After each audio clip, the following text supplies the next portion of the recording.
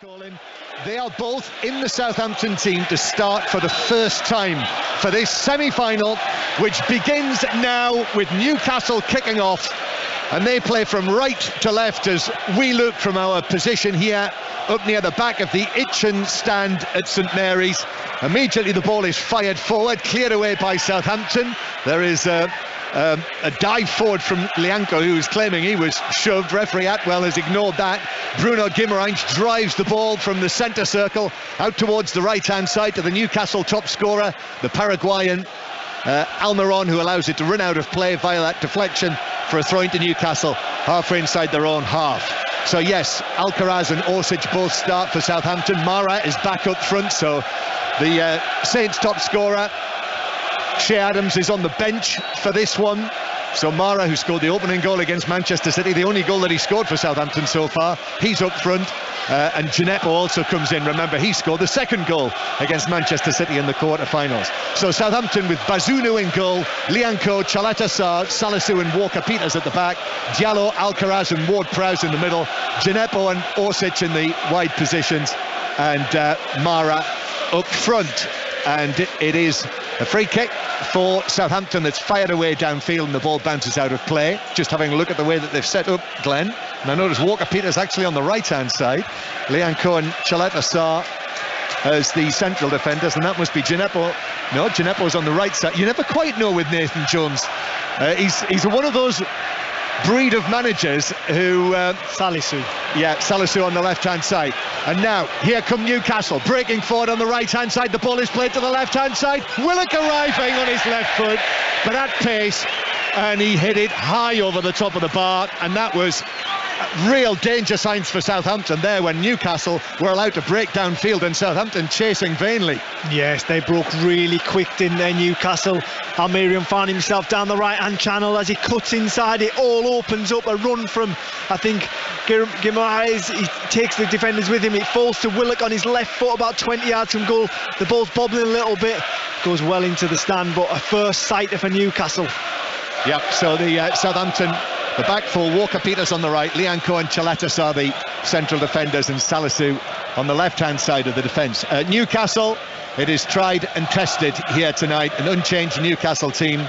His strongest team, Nick Pope, Trippier, Shea, Botman and Byrne, Longstaff, Guimaraes and Willock, and then Almiron, Wilson and Joe Linton.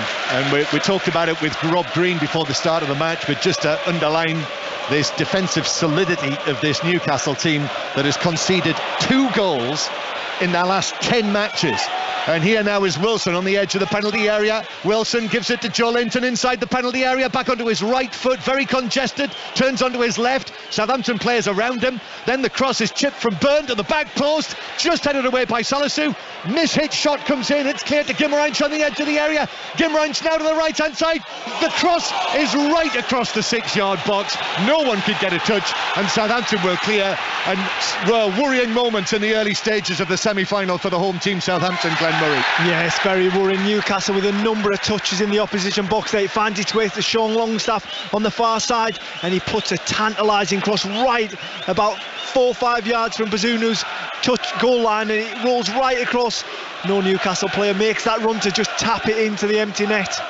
So it's Southampton 0, Newcastle United 0 in this Carabao Cup semi-final first leg. As I say, very, very cold night. Here's Mara through the middle for Southampton, turns away from Shea. Thought he might have been caught there. Trippier came in with a challenge, and then it's out of play for a throw-in on the far side for Newcastle. I think we've got to mention that touch there from Mara. What a superb take it was. It was just off the ground. He swiveled on it, beautiful turn, nearly got away. Just got caught, like you said there, John. I thought it could have been a free kick as well. Yep, so did many of the supporters on the far side. Sold out tonight, that's what I was told. And actually, I can see the odd red seat available around the ground, but it is pretty much full. I mean, there were nearly 10,000 empty seats for the previous round when they knocked out Manchester City and produced a real performance that night.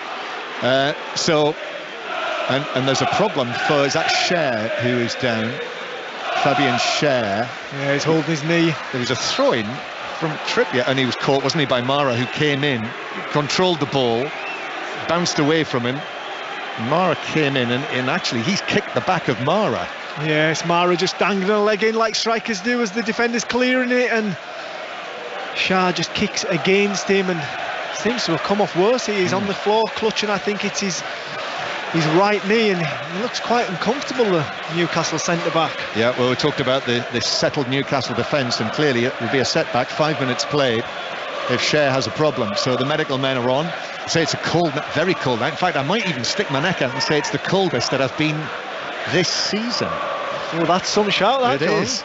And so there are lots of games off tonight, as you probably know. I hope if you were listening to us, I hope you weren't caught out by some of the postponements because of the frozen pitches. But we've got a number of goals that have gone in. And in League One, it is Bolton 1, Forest Green 0. In League Two, Carlisle 1, Hartlepool 0. It is Ipswich now leading Morecambe by 2 goals to 0. And in the Scottish Cup, Elgin 0, Drumchapel United 1 is the latest score. Now Cher is still receiving treatment. He's back on his feet. Newcastle are getting Jamal Lascelles ready just in case. Yes, as Mara comes across that, I don't think he means anything by it. I think as Cher goes to clear the ball, it just opens his knee up slightly. There's no malice in the challenge, and I think it's just maybe called Cher a little bit cold on the evening early on in the game, and he's down on his haunches, and it looks like he's going to enter the field of play again. Looks like he's going to come back on, Cher.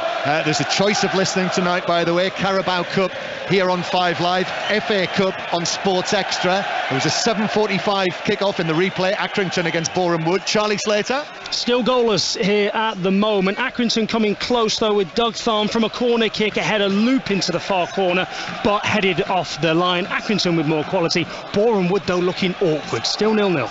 And the winners at home to Leeds United. That'll be our first FA Cup commentary match on Saturday at 12:30, and you have committed to that, whatever the outcome is this evening, Glenn. So you're going to be there. I am, yes, I am. It's going to be a good one, I think. Yeah, it will. That I think, arguably one of the ties of the round. Here is Ward Prowse. So Cher has come back onto the field. We'll just keep an eye on him. They were very, very careful. You know, it looked as though it was a decision that had to be made. Offside flag is up against Orsic on the far side. Free kick to Newcastle.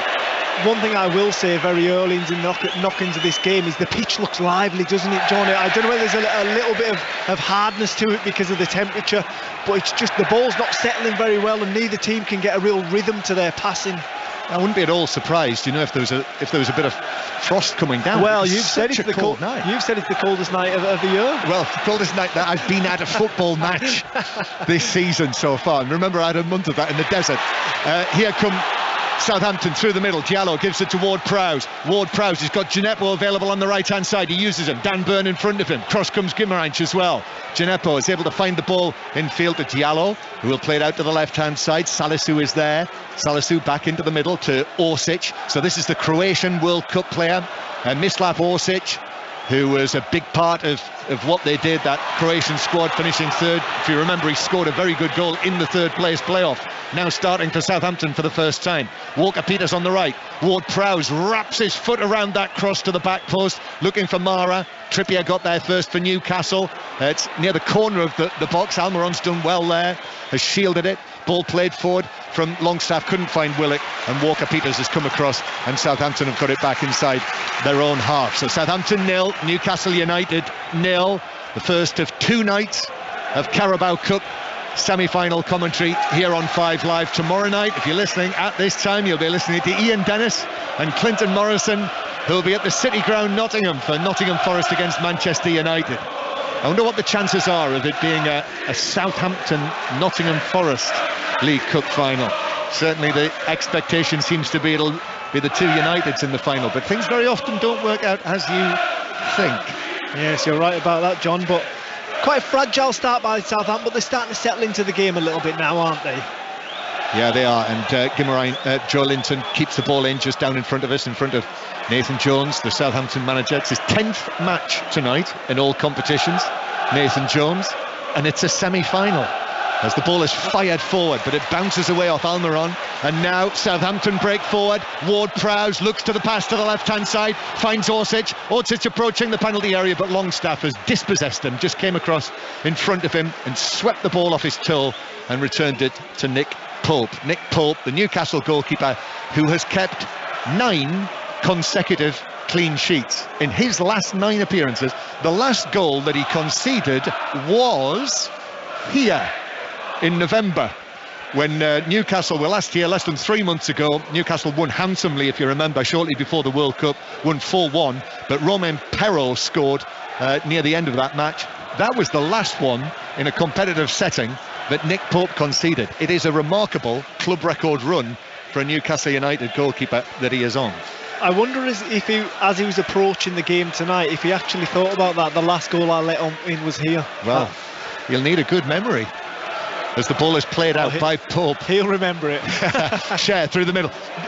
Wilson tried to bring that down. I think he did get a little touch to it, but it carried it through to Southampton's young goalkeeper, Bazunu, who was able to come out and gather the ball on the edge of the penalty area. It's been a real test for the young goalkeeper this season, team at the bottom of the Premier League. And actually, the clean sheet that he kept against Manchester City in the quarter-final, that was the first clean sheet he's kept, the only clean sheet he's kept as a Southampton goalkeeper here at St Mary's. I'm sure he remembers that one. I bet he does. Ball's played out by Pope from the back. Newcastle, 3,000 fans here, 3,200 it is. Yeah, long way from home on a Tuesday night, many of them, as the ball is played forward by Guimaraes down the left for Willock. Willock into the full-back position, goes for the early cross. Wilson in the middle, chests it down, hooks it forward, but it is cleared away by Salisu, who was able to get to that bouncing ball first. Now it's in the D on the edge of the Southampton box. Almiron turns, gives it to the right-hand side. Now challenge came in from Salisu there, and I'm wondering whether he caught... It was Sean Longstaff who was bursting into the box, and I wonder whether he was caught there. Newcastle players haven't made much of that. No, but Longstaff's down. It looks so, doesn't it? Again, it's his knees holding, but Salisu lunges into the challenge. I think he gets all the ball. Like you say, there's nothing from the Newcastle players to suggest otherwise. There is VAR tonight in the semi-final. We should point out Andre Marina is at Stockley Park, so they will be looking at the pictures, and we are now seeing them. Yes, gets all the ball, Salisu, without doubt. He does get a little bit of Longstaff as well, but his toe end, that's a good challenge, but really good play by Newcastle down this left-hand side. Brilliant ball from Willock into Wilson, and he just can't get his control right because he just found himself in a yard of space at the back stick.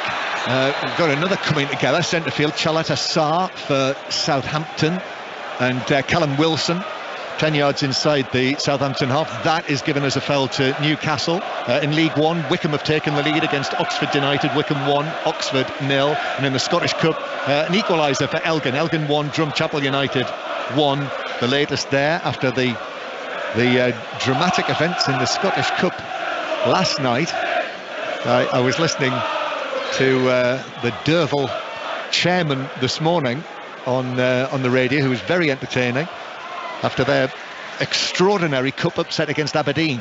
Here it is 0-0, very early stages, and the ball with Dan Byrne on the left. Willock angles a ball high towards the edge of the box, which is headed away by Mara, who is back there inside his own penalty area, and then a foul in centre field on Diallo, and a free kick to Southampton. 0-0, Glenn Murray. Don't think there was any argument to that free kick as Longstaff charges into the back of the Southampton player. Gives Stuart Atwell a very easy decision to make.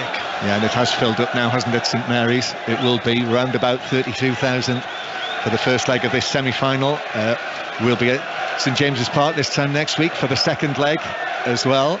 And after those early chances, the early breaks Newcastle had, it has settled down, and Southampton have definitely shown a little bit of something as well. Yes, they have. They're getting the ball to their main man, Ward-Prowse, and he's almost like a conductor in the middle of that midfield, picking passes out, and he is the threat from the Southampton perspective. So 0-0, and Alcaraz heading the ball through the middle, but it lands at the feet of Shea, who seems okay. Botman now passes it at pace to Guimaraes, who then, unforced error, gave it away. Here's Mara for Southampton, to his right. Ward-Prowse, 25 yards out, angles it into the edge of the box, and Alcaraz arriving inside the penalty area. There was a defender there, so he wasn't able to get a clear shot on it, and it was deflected, took the pace off it through to Pope. Yes, good play again. That man Ward-Prowse putting the dangerous ball in. Good defending from Newcastle. But one thing I've been extremely impressed with is Southampton's pressing of Newcastle's back five. They're not letting them sit on the ball at all. And that was one of the impressive things, wasn't it, in their performance against Manchester City as well here in the quarter-final. I think that shows Nathan Jones and what he's about. He wants his teams on the front foot asking questions of the opposition, and they're certainly doing that this evening. Yeah, still bottom of the Premier League, but there have been signs of improvement. They did win 3 in a row before the Aston Villa game here on Saturday. Newcastle coming forward, though, the ball swept from the right-hand side, and Willock arriving at the back post. A defender ran across him, Walker-Peters, and that seemed to do enough to put him off, and the ball just whipped between the two of them and out for a throw. Yes, another tantalising ball across that Southampton back line. This time it's Trippier, and just no Newcastle player can get a touch on it, and like you say, Walker-Peters' recovery just puts Willock off a little bit at the back stick. Newcastle supporters, you can hear them now in good voice. This is the continuation of this rise of Newcastle United. It's their first appearance in a semi-final of a senior major competition for 18 years. The FA Cup semi-final in Cardiff back in 2005, when they were well beaten. Graham Souness's team at the time were well beaten by Manchester United, and first semi-final since then. Nathan Jones has just picked the ball up on the side of the pitch, just holds on to it. There's a message there for Gineppo. Yeah, there was a message for Gineppo, and Gineppo doesn't look very happy about the message, but I think his manager just wants a little bit more from him. I think he wants him to stretch that Newcastle defence, give his team an option behind. Walker-Peters slipped and he's given it away on the halfway line, and Willock is quickly onto it. Willock now to Almiron, right corner of the box, on his left foot. Across comes Ward-Prowse, still with Almiron, who plays it back to the arriving Trippier. Now it's over there on the right-hand side. Longstaff back to the right. Trippier's ball into the penalty area. Important touch from Ward-Prowse back in there to take it away from Guimarães. And now Southampton might be able to break here through the middle. Alcaraz hits the pass, but he's overhit that, and Pope's able to come out of his penalty area by 3 or 4 yards. And right foot clear it away downfield. Alcaraz just didn't quite get the weight of that right over the surface of the St Mary's pitch. Now Joe Linton. Joe Linton tries to bring it forward in muscular fashion, ends up on the ground as the challengers come in on him, but he's already played the pass forward to Wilson. Wilson now down into the full-back area, and Longstaff is beaten to it by Walker-Peters, whose touch, Dan Burnett was, Walker-Peters' touch takes it away, and behind for a corner to the visitors. Yes, and it came about from a backwards tackle from Gineppo. That a little bit of confusion between the Southampton defenders, and Callum Wilson's the first to react, getting the ball. Tries to play Dan Burning, and Walker-Peters just enough for the big Geordie not to be able to get behind him. Still 0-0. Southampton 0, Newcastle 0. 0-0 on Sports Extra as well between Accrington and Boreham Wood. Here's the corner for Newcastle, first of the match.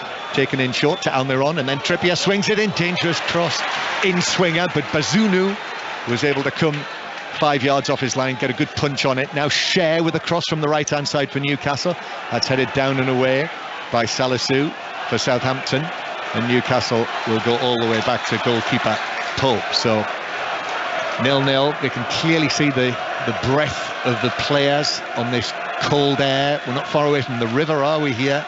Over on the other side, beyond the far side of the stadium from where we are, there's the concrete works, isn't there? And then you've got the River Itchen beyond that, which flows down into Southampton water and then down into the Solent. So Southampton with Chaleta Sarr passing it over the halfway line. Here is Alcaraz, the number 26, 20 years old, the young Argentine. He was actually introduced to the crowd last time I was here, before the Manchester City game a couple of weeks ago, having just arrived in the country, and now he's in the team for the first time. Ward-Prowse overhits his pass down the right for Gineppo, and was frustrated with himself. Hopped in the air, Ward-Prowse, throwing Newcastle. As did his manager. He's such an enthusiastic character, Nathan Jones. It's a joy watching him itself. Some interesting decisions, weren't there, tonight, Glenn, to bring in Orsic and Alcaraz to start for the first time in a semi-final, and leaving Adams on the bench. Adam Armstrong as well, the former Newcastle lad, Newcastle United supporter, only among the substitutes this evening, and Lavia as well, who's done well when I've seen him. Newcastle, Guimarães playing it through for Longstaff, but the ball runs down into the left back position. The support there from Almiron, though. Now back to Guimarães on the edge of the area, tries to feed it back into the penalty area for the run of Almiron, just slightly overhit by the Brazilian for the Paraguayan, and the Irishman was able to come out, goalkeeper Bazunu, and gather it.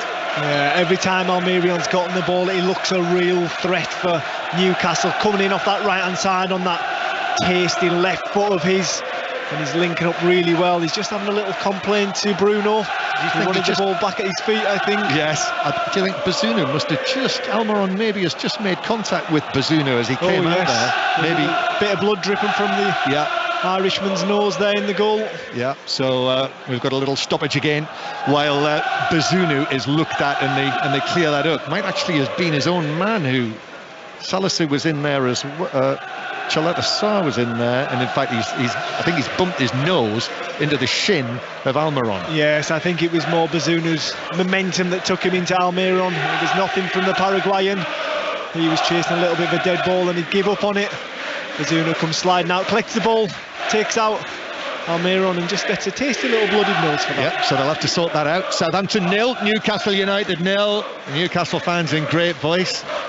I think there might be one or two who have gone shirtless in there tonight. I thought I did see one, but have you spotted one? I've seen one down the front there in a black and white scarf and a black and white bobble hat. Yeah. Where's Wally? The Geordie, where's Wally? I knew there would be at least one. That's Glenn Murray, who scored goals for Brighton and Bournemouth and Crystal Palace in the Premier League. I see Alan Shearer is here tonight as well. Of course he is, having played for both of these clubs. And as Bazunu gets to his feet now, I meant to ask you this off air, but I'll ask it on air instead. What was your best in this competition in the League Cup? Can you remember the furthest you went? Yes, it was. Like Rob earlier on the show, it was a semi-final. It was a semi-final against Cardiff City. Probably the worst semi-final ever. I think both games were 0-0. So that must be why. I don't maybe remember 1-1. Yeah, maybe 1-1 the second leg. I can't quite remember. It was Crystal Palace versus Cardiff City. Yes, and Liverpool went on to win it. That's right. Southampton 0, Newcastle United 0, and the ball bouncing out of play, and Bazunu's been sorted out and cleaned up, and he's able to continue quite comfortably. So we've had a couple of stoppages. Cher, who seems to be okay after that early worry for Newcastle. They don't want to lose him. And likewise, Bazunu. It's now Carlisle 2, Hartlepool 1, so a goal back for Hartlepool. Bolton are down to 10 men in that match, and Wickham lead Oxford by 2-0. And Newcastle playing it forward from the halfway line. Diallo steps in, gives it to Orsic on the left-hand side, chests it down. In comes the challenge from Almiron, and then Cher is able to whack it away downfield. Looking forward to seeing what Orsic is going to bring to Southampton. He could be very, very important for what Nathan Jones and Southampton aim to do in the remainder of this season. Yes, reach a cup final, but more importantly, really, staying in the Premier League after 10 years in the top flight. And Orsic, who has got a very decent goal-scoring record. I mean, he is actually 30 years old. He is very well travelled. He's played all over the world.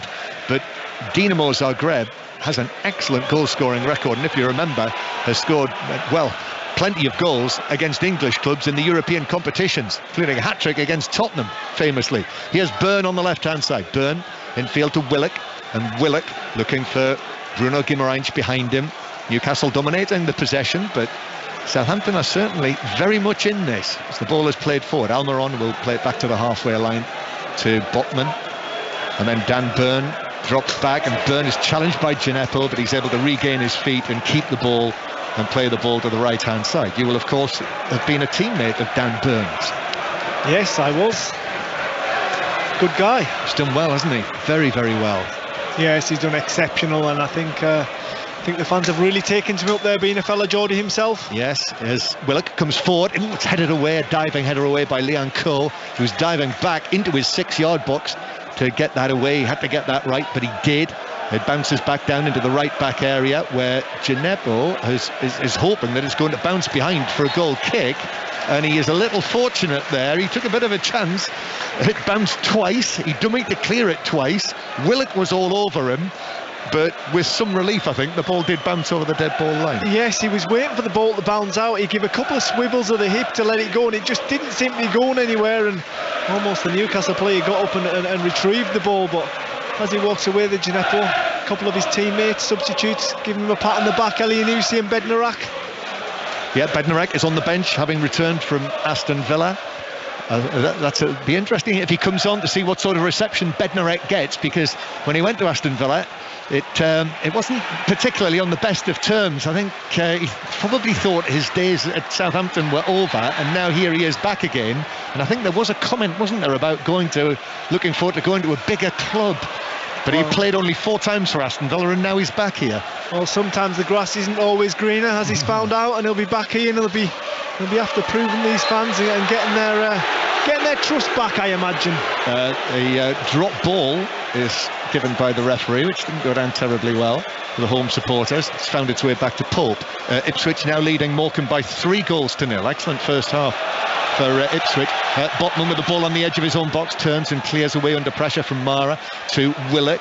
2 Southampton players either side of him. Walker-Peters turns, plays it forward, flicked in field by Gineppo. He's passed it straight to Byrne though, so Newcastle have got it back. Guimaraes approaching the centre circle. Ward-Prowse is just couldn't quite get there, but put Guimaraes under pressure, so his pass was a little astray and was cleared away on the edge of the box. Now Trippier with a one over the top. Looks as though Almiron was in an offside position, but in any case Salisu pulled it down, and Southampton have got it back on the edge of their penalty area. Speaking to a couple of the regulars here earlier in the evening, you won't be surprised to hear that they were bemoaning their lack of a goal scorer. That's the big issue, and whether Southampton are able to get someone in before the transfer window closes next week who might be able to provide the goals.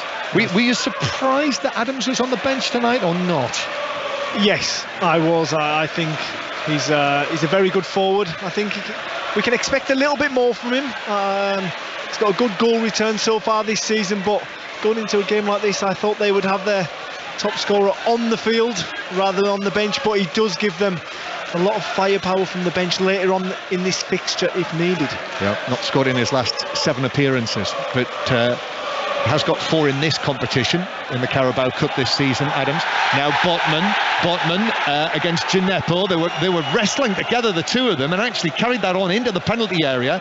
Botman fell on top of Gineppo, and there were 1 or 2 shouts from the Southampton fans down there. I don't think it was likely to be given as a penalty. And now at the other end, Chaleta-Sarr's mistimed that challenge. Almiron just got there first, poked it away from him. It was out towards the right-hand side. Almiron getting there, using that speed. It's a yellow card for Chaleta-Sarr, and it is a free kick to Newcastle on the right. Yeah, Chaleta-Sarr, he was taking everything there, whether he took the ball or not. Unfortunate for the Southampton man. Almiron just gets a toe on it, nicks it away from it, and feels the full force of that challenge because it was quite nasty. He's yet to get up off the turf as well. Yeah, it was late, mistimed. He went for it, basically. Chaleta-Sarr. It was a judgment call. Almiron at pace down the right wing, and Chaleta-Sarr just mistimed it and caught him. Clear foul and a clear yellow card as well for Stuart Atwell. Yes, no complaints with the yellow card. I think he felt as though his team were in danger, and if he let the Paraguayan slip past him, then he would have an option to shoot a goal or pull it back to a couple of arriving Newcastle teammates. And he thought he'd take it into his own hands and take everything. So another lengthy stoppage for an injury. This time Almiron, I think he's going to be okay. He's having his left leg flexed by the physio, and there is a bit of pain there, you can tell, because he's sitting on his backside there while the work is being done, and he's threw back his head, and he must have shouted out because you could see a huge plume of breath come out of his mouth.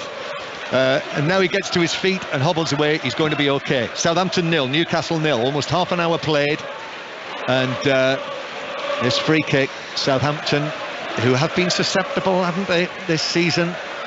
Yes, they have. But just watching Newcastle, they've been opting for the long ball on quite a number of occasions. But Southampton have got some quite big physical statures in the back 4. Salisu, Chaleta-Sarr, Lianco won't quite enjoy heading the ball. Portsmouth have taken the lead. That'll go down well here. Fleetwood 0, Portsmouth 1 in League One, and a free kick for Newcastle on the right that is whipped in. Ward-Prowse got his head to it for Southampton, then it's nodded further away by Salisu, and then up through the middle for Southampton. But Newcastle able to deal with that against Orsic in the centre circle, and then Bruno Guimaraes has been fouled by Alcaraz, and it's a free kick to Newcastle. As that ball landed towards the centre of the field, Orsic had a header against Trippier, and if he wins the header, the arriving Alcaraz was in one-on-one with Nick Pope, and he just couldn't get up higher than the Newcastle right back. Free kick though after Argentina on Brazil. Alcaraz on Guimaraes, taken square and then hit forward by Trippier to the edge of the Southampton box, cleared away, but only back to the blue and gold of Newcastle as it is tonight. Share with a cross from the right. It's landed with Joe Linton, left side of the penalty area, but he's forced out of the box. A little flick from him to Willock, and then the bleached blonde hair of Joe Linton to the bleached blonde hair of Bruno Guimaraes. His ball to the edge of the area is cleared away. Mara gets a touch on that, but Newcastle will have it back. And Mara has actually gone down. I think he got caught by a flailing arm from Bruno Guimaraes. The ball had long gone actually, and Mara, down he went, clutching his face. One or two players just milling around there. He's okay, Mara, and it is a free kick to Southampton. Yes, I'm just seeing the replay now, and it was a flailing arm. Elbow. Yeah, it was an elbow right in his, caught him right square in the face. I feel as though he was more feeling for the man and not allowing him past him, but yeah, it was a flat elbow, wasn't it? It was a flat arm as opposed to an angled elbow. But he does catch the young Frenchman square in the face, but he's up and he's raring to go. Half an hour played then, just over. Southampton 0, Newcastle 0. That's Glenn Murray with us here at St Mary's. Newcastle fans watching Botman carry the ball out of his penalty area, and then it comes back centrally. Newcastle already out of the FA Cup, so won't be playing this weekend. So their next match is the second leg of this competition. So therefore it was Newcastle. Send a long pass forward. Share. Joe Linton catches up with it in the full-back position, plays it back towards the edge of the area. Almiron was arriving, but defenders were there for Southampton, and now Gineppo is able to play it away. Walker Peters away from Byrne. No, he couldn't keep it in, and it bounced out of play, and the throw-in is taken quickly by Newcastle, but Southampton were up to that. Diallo came across and put it out of play on the halfway line. Yes, so Newcastle for Eddie Howe, simple decision really, no issue this weekend. So he's played an unchanged team tonight, and all being well, I suspect he'll do the same next week for the second leg as well.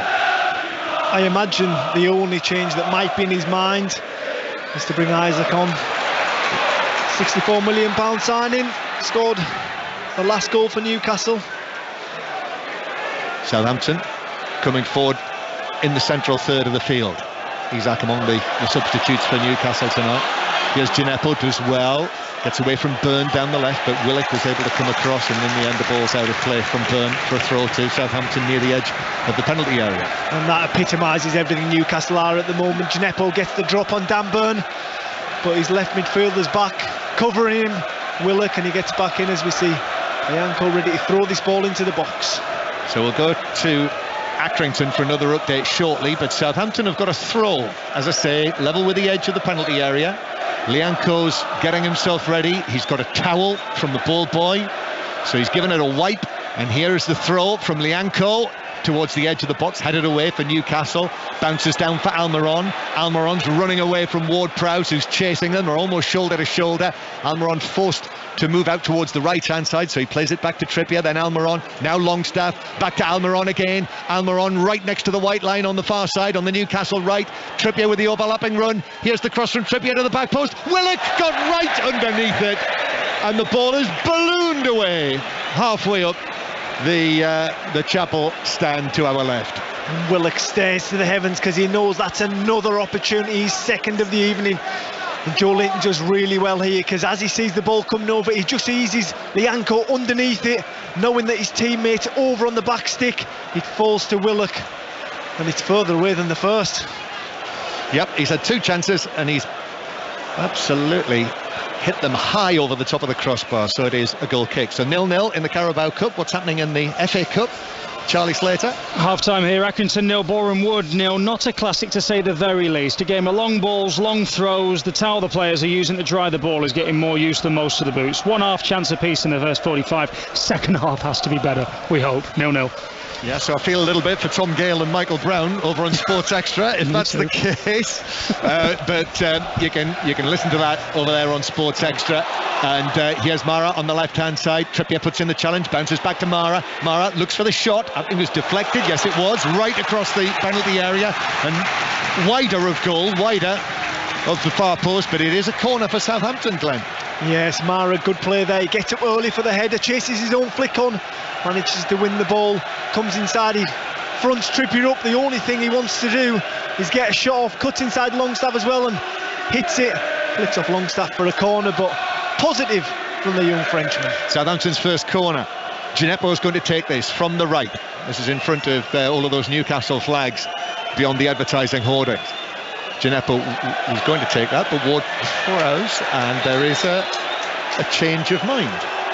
So who instigated that? Gineppo was about to take it, and Ward-Prowse, suddenly he stopped, he ran up, stopped, and then Ward-Prowse came across, and he's going to take it instead.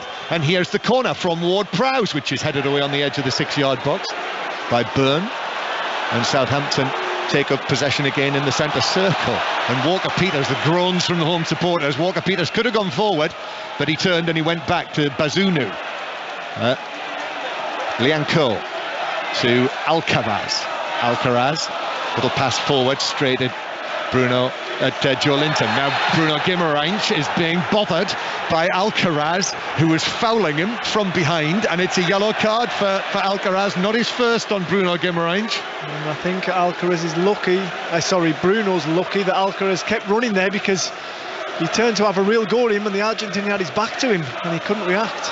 So Alcaraz making his first start, as I say, 20 years old, had a decent goal scoring record, was signed from Racing Club in Argentina. Just seeing it again. I tell you what, actually, Bruno gets away from him and he has 3 swipes with his arms as he's running and hits him in the head 3 times, Alcaraz. And he's done that to another opponent earlier in the game in Mara, so we've got to watch that. Yep.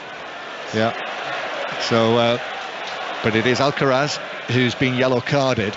And he scored, I don't know if you know this, Glenn, come back to that. Here's Bruno Guimaraes near the edge of the box. Bruno Guimaraes, who's shielding the ball from Orsic, does well actually, then gets it back 30 yards from goal on the right hand side. Trippier passes it forward, but it bounces away actually off Longstaff, and Southampton will play it forward. Only back to Newcastle though, given away by Southampton. Willock, Joe Linton does well there, turns, plays it through the middle to Wilson. Now it is Almiron trying to find a position to shoot, which he does, but shoots straight into Diallo. And it is Diallo with the black gloves on who will come forward and play the ball down the line for Mara to chase. He shouldn't get there, he doesn't. In fact, the ball was carried out of play by Cher under pressure from Mara. So it's a throw in to Southampton. Well done, Mara, again.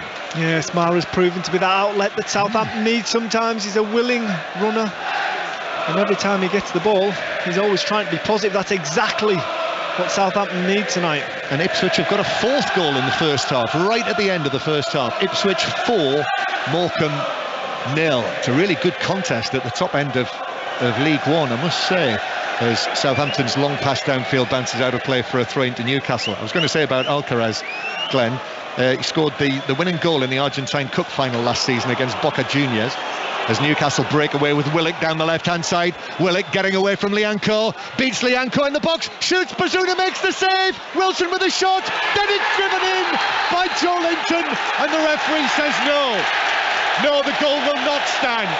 The referee spotted an infringement in there, and he was adamant, Stuart Atwell, and he was in a good position in the penalty area, and he's ruled it out. Yes, he has. I'm not sure what for, but Salis, who's down on the floor waving his arm, it was Joe Linton that smashed it into an almost empty net for Newcastle, and the Newcastle fans didn't realise for a couple of seconds there, because they were going wild to our right hand side, but Stuart Atwell was positive something happened. He was so positive, I wonder whether he's seen got it wrong. well, it's always a possibility, Glenn. And Callum Wilson will be very disappointed because he had the first bite of the cherry, didn't manage to finish it off. But third ask, and Willock cuts inside Lianco, gets a shot on target. Bazunu, great save to his left. Yeah, I've seen the handball by Joe Linton. He's saying that was a handball by Joe Linton, and it bounced up after Bazunu made a very good initial save. Wilson's shot was blocked. That's not handball. I think that comes off his midriff. No, we're seeing an angle from behind. Does it? I mean, his arm is sort of down. It looks like it's just slightly away from his side, Joe Linton, and whether it bounced off his body onto his arm. Is there a VAR check? Well, there will be. That will definitely be happening. And players not yet resumed, but it looks as though they're happy with that. Goal ruled out, still 0-0. Well, from the tiny monitor we've got here, it looked a little bit dubious, didn't it, John? Yeah, but the referee has called that, and that's been supported by VAR, who will, I hope, have a bigger screen than we've got. Southampton 0, Newcastle 0. Half-time approaching, and I think the freezing fog might be blowing in off the Itchen. Well, is that not the smoke from the Newcastle fans? I think somebody let something off in the Newcastle end as that smoke billows out of that. Oh, when they thought they'd scored.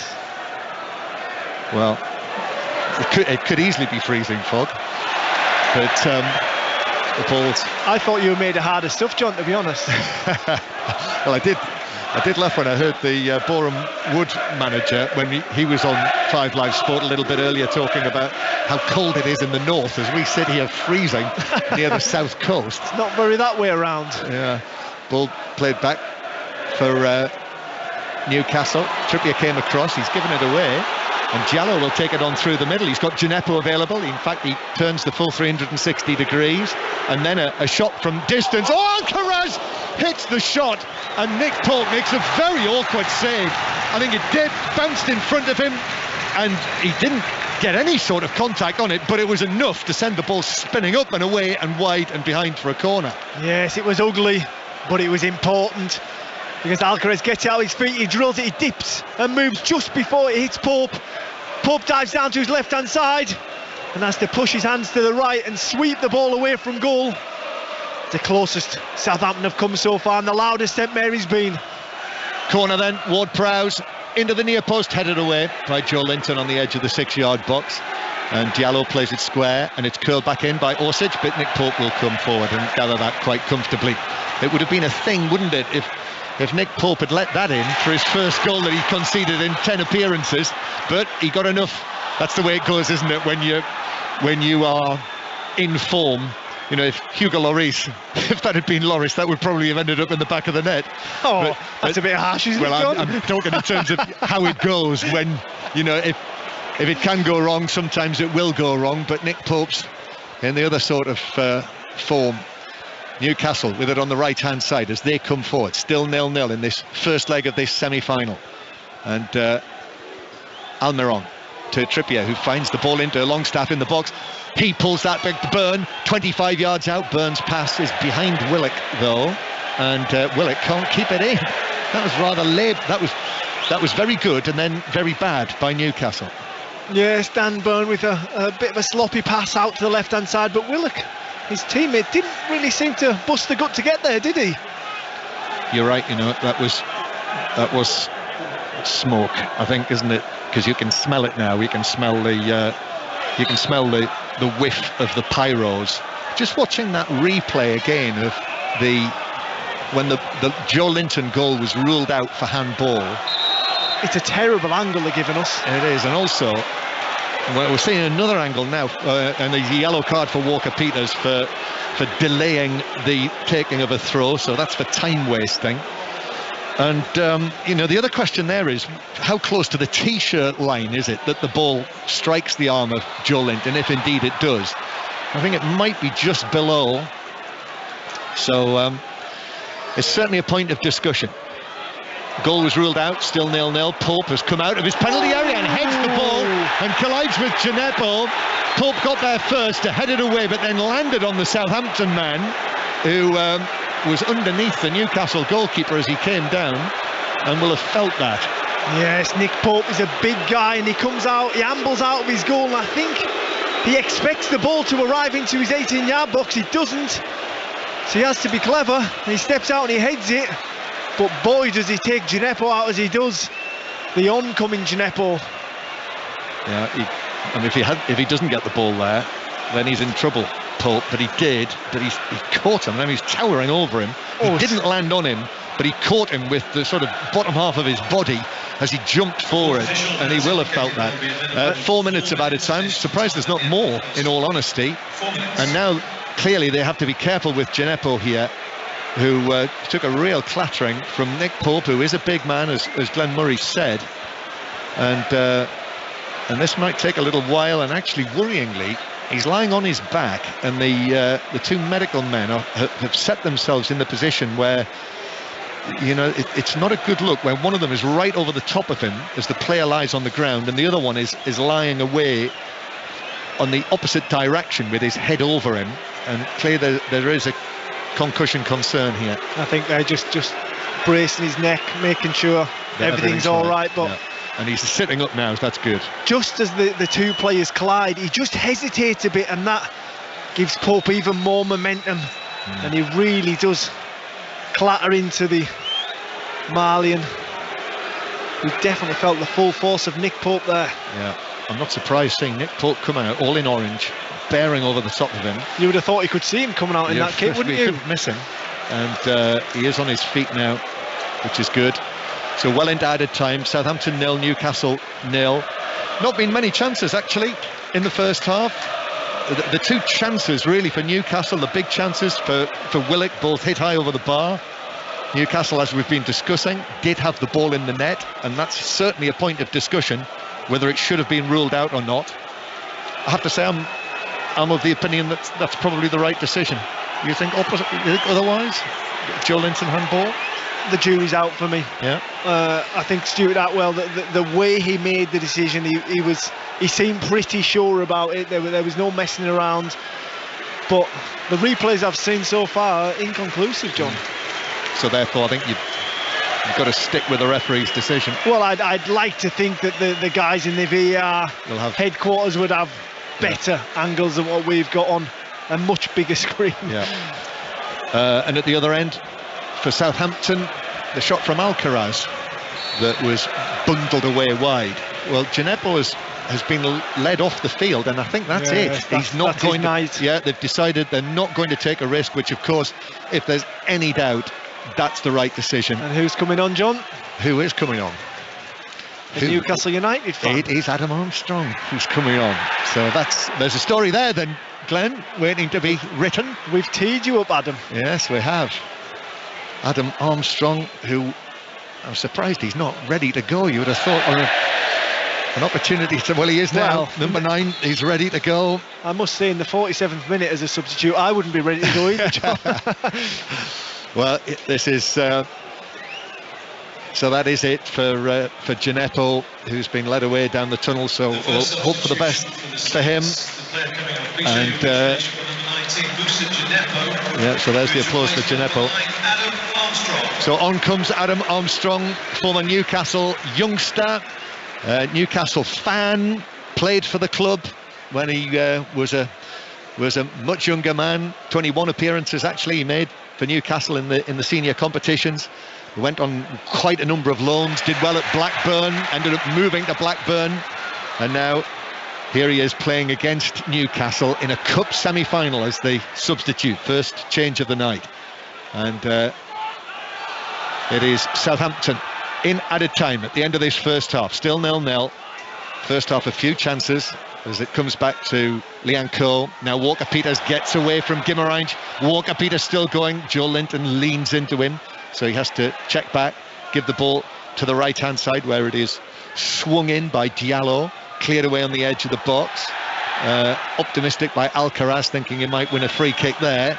threw himself down. The ball had already gone. Wilson plays it forward for Almiron, who's come all the way across from the right-hand side to the left. He's running down into the full-back position. I think he might be pulling the shirt of Salisu in there as well. But Salisu's done ever so well and has come out with the ball, although it was a poor pass downfield. And Southampton are fortunate that it's bounced to them.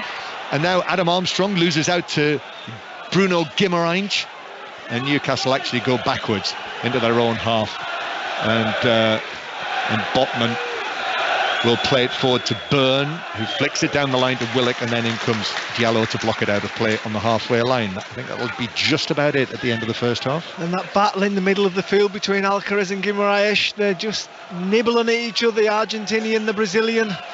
One's on a yellow, and I think there could be more to come out of that battle. Yeah, we'll keep our eyes on that. I didn't finish that story, did I? When he scored the goal in the cup final, Alcaraz, Mara is away down the right-hand side. Mara against Botman, does well, comes in field, but Bruno Guimaraes was there with the covering challenge.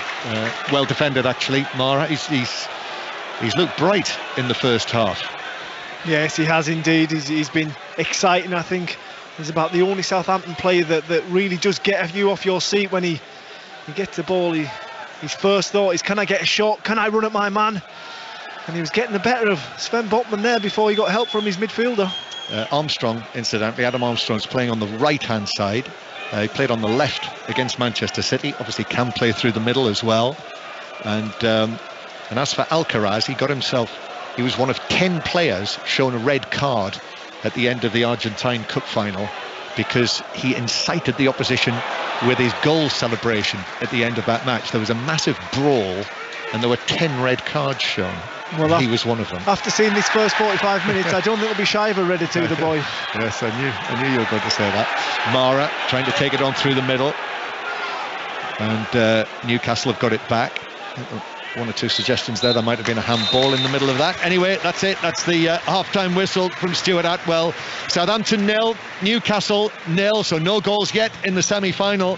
And the big talking point really when Newcastle had the ball in the net, but Stuart Atwell ruled it out for a handball by Joe Linton, Glenn Murray.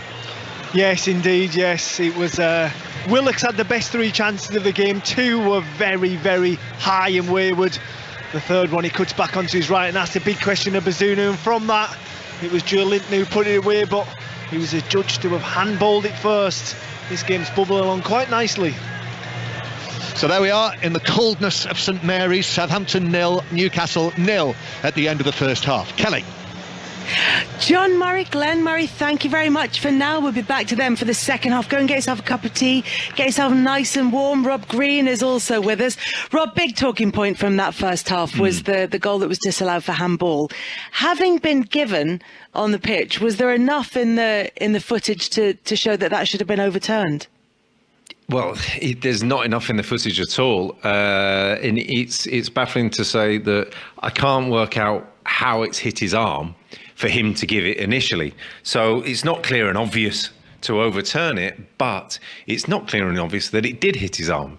So we were in a position here. So if it hadn't been given, it wouldn't have been overturned the other way? It would, the other way, no. And I think it's very difficult for Stuart Atwell because the law states that if it directly interferes, whether it's intentional or not, that it then leads to a goal, then he has to disallow it.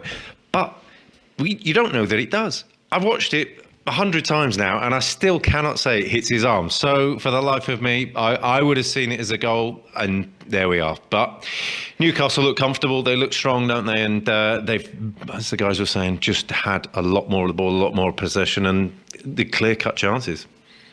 Yeah, it's a game that, I think Glenn used the phrase bubbling along quite nicely. It does feel like it's building to something rather than it's got there quite yet. We're a quarter of the way there. Yeah, it's not like a normal game where you say, oh, the first cagey first half. It was a cagey first quarter. And I think you're just looking at saying that Southampton are in a bit of a predicament that you watch James Ward-Prowse, who's doing the majority of the leading of the pressing, and they have a front 4 or 5 in there to press, and the back 4 or 5 are just quite a bit disconnected, and that allows Newcastle the time on the ball to either play a straight ball over the top or straight ball into the front men, and I think that's when they've looked most dangerous. So there's a key point in the game for Newcastle and for Southampton to address, but you say that it's 0-0, very, very tight, very, very cagey, as we say. Second half then coming up for you. We'll also be looking ahead to Nottingham Forest game against Manchester United with Rob as well. On social media, a couple of mentions for James Ward-Prowse. Paolo and Morecambe said, why has he never been picked up by one of the big clubs? He's a fantastic player and a regular in my fantasy football team.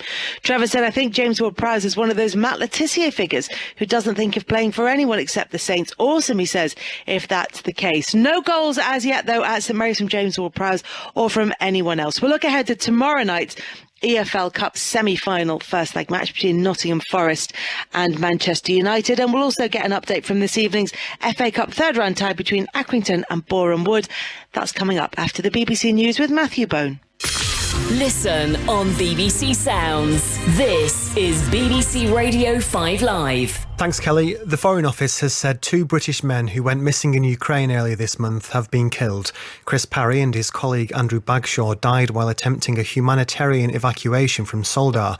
Officials have released a statement from Chris Parry's family, which says that his selfless determination in helping the old, young and disadvantaged had made them extremely proud. A BBC investigation into abuse and neglect at children's homes in Doncaster has revealed that more than 100 reports of concern were made before action to close the homes was taken last year.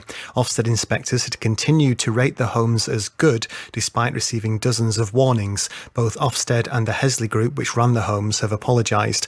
Our social affairs editor Alison Holt says it's thought more than 100 children were harmed. They were sent there by 55 different local authorities. Many were being sent miles away from their family, and that increased their vulnerability. That also pointed to failings in the checks and balances at every level. The Conservative chairman Nadeem Zahawi is facing a call from within his own party to temporarily stand aside while an investigation looks into how he settled a multi-million-pound tax dispute. Caroline Noakes, who chairs the Commons Women and Equalities Committee, said he should create some space from his role in government. Mr Zahawi says he's confident he acted properly throughout. Reports claim the German Chancellor Olaf Scholz has decided to send Leopard 2 tanks to Ukraine and allow other countries to do the same. The armoured vehicles are made in Germany and Berlin needs to approve any exports, but it had so far been unwilling to over concerns it could escalate the conflict with Russia. A nightclub in Birmingham where a footballer, Cody Fisher, was stabbed to death on Boxing Day has been shut down. West Midlands Police said the crane in Digbirth posed terrifying risks to customers. And this year's Oscar nominations have been announced. The science fiction film Everything Everywhere All at Once is leading the field. It's up for 11 awards, including Best Picture. On BBC iPlayer, we got to fight the powers that be. The story of a movement that changed the world. Hip-hop was created by the oppression because it was our arts that defended us against the oppression. Told by the artists who lived it. When hip-hop started, it started from the rubble. My art mimics me. So when you listen to my music, you're getting all the facets of Ice-T. And me, Chuck D. Hip-hop has saved lives. Fight the power. How hip-hop changed the world. Watch on BBC iPlayer. This is 5 Live Sport with Kelly Cates. Welcome back to 5 Live Sport. Our commentary match is the EFL Cup semi-final first leg between Southampton and Newcastle. No goals there as yet. There's also an FA Cup third round match taking place. You can listen to commentary on Sports Extra of Accrington against Boreham Wood, and Charlie Slater can bring us up to date with it. Yeah, 10 minutes gone here in the second half, Kelly. Still 0-0, Accrington 0, Boreham Wood 0. Attritional, probably the best way to describe the first half. Second half has followed a similar pattern, but there is a reason, Kelly. Over 80% of Accrington's goals to date this season have come in the second half. Over 70% of Boreham Wood's goals, likewise, after the break. So we are hoping for more in the second 45. But as it stands, still 0-0 here as Boreham Wood win themselves yet another throw-in deep in Accrington territory. Thank you very much for that, Charlie. And there are plenty of League One and League Two games taking place. Most of those 7:45 kickoffs as well. Bolton down to 10 men, but leading Forest Green Rovers by a 1-0. Fleetwood losing at home to Portsmouth. Ipswich 4-0 up against Morecambe. MK Dons 0, Shrewsbury Town 0. Port Vale 0, Derby County 0, and Wycombe Wanderers 2-0 up at home to Oxford. In League 2, Carlisle 2, Hartlepool 1, Colchester 0, Salford 1, Stockport County 0, Bradford City 0 is the very latest from there. As far as the rugby is concerned, England have been dealt a blow ahead of the Six Nations next month. Elliot Daly and Jamie George have been forced to withdraw from the squad because of injury. They've been replaced by Newcastle Falcons' Jamie Blamire and Bath's Ollie Lawrence. Glasgow Warriors have ended Rufus McLean's contract. He pleaded guilty to domestic abuse charges. And Novak Djokovic and Victoria Azarenka are through to the semi-finals of the Australian Open tennis.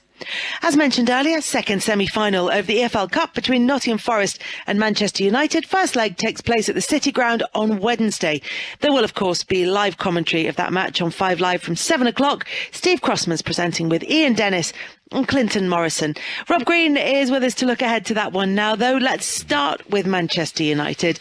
No trophy in 6 years, but it does feel as though something is building under Erik ten Hag. How important do you think it is to keep the momentum of that progress for them to get a trophy?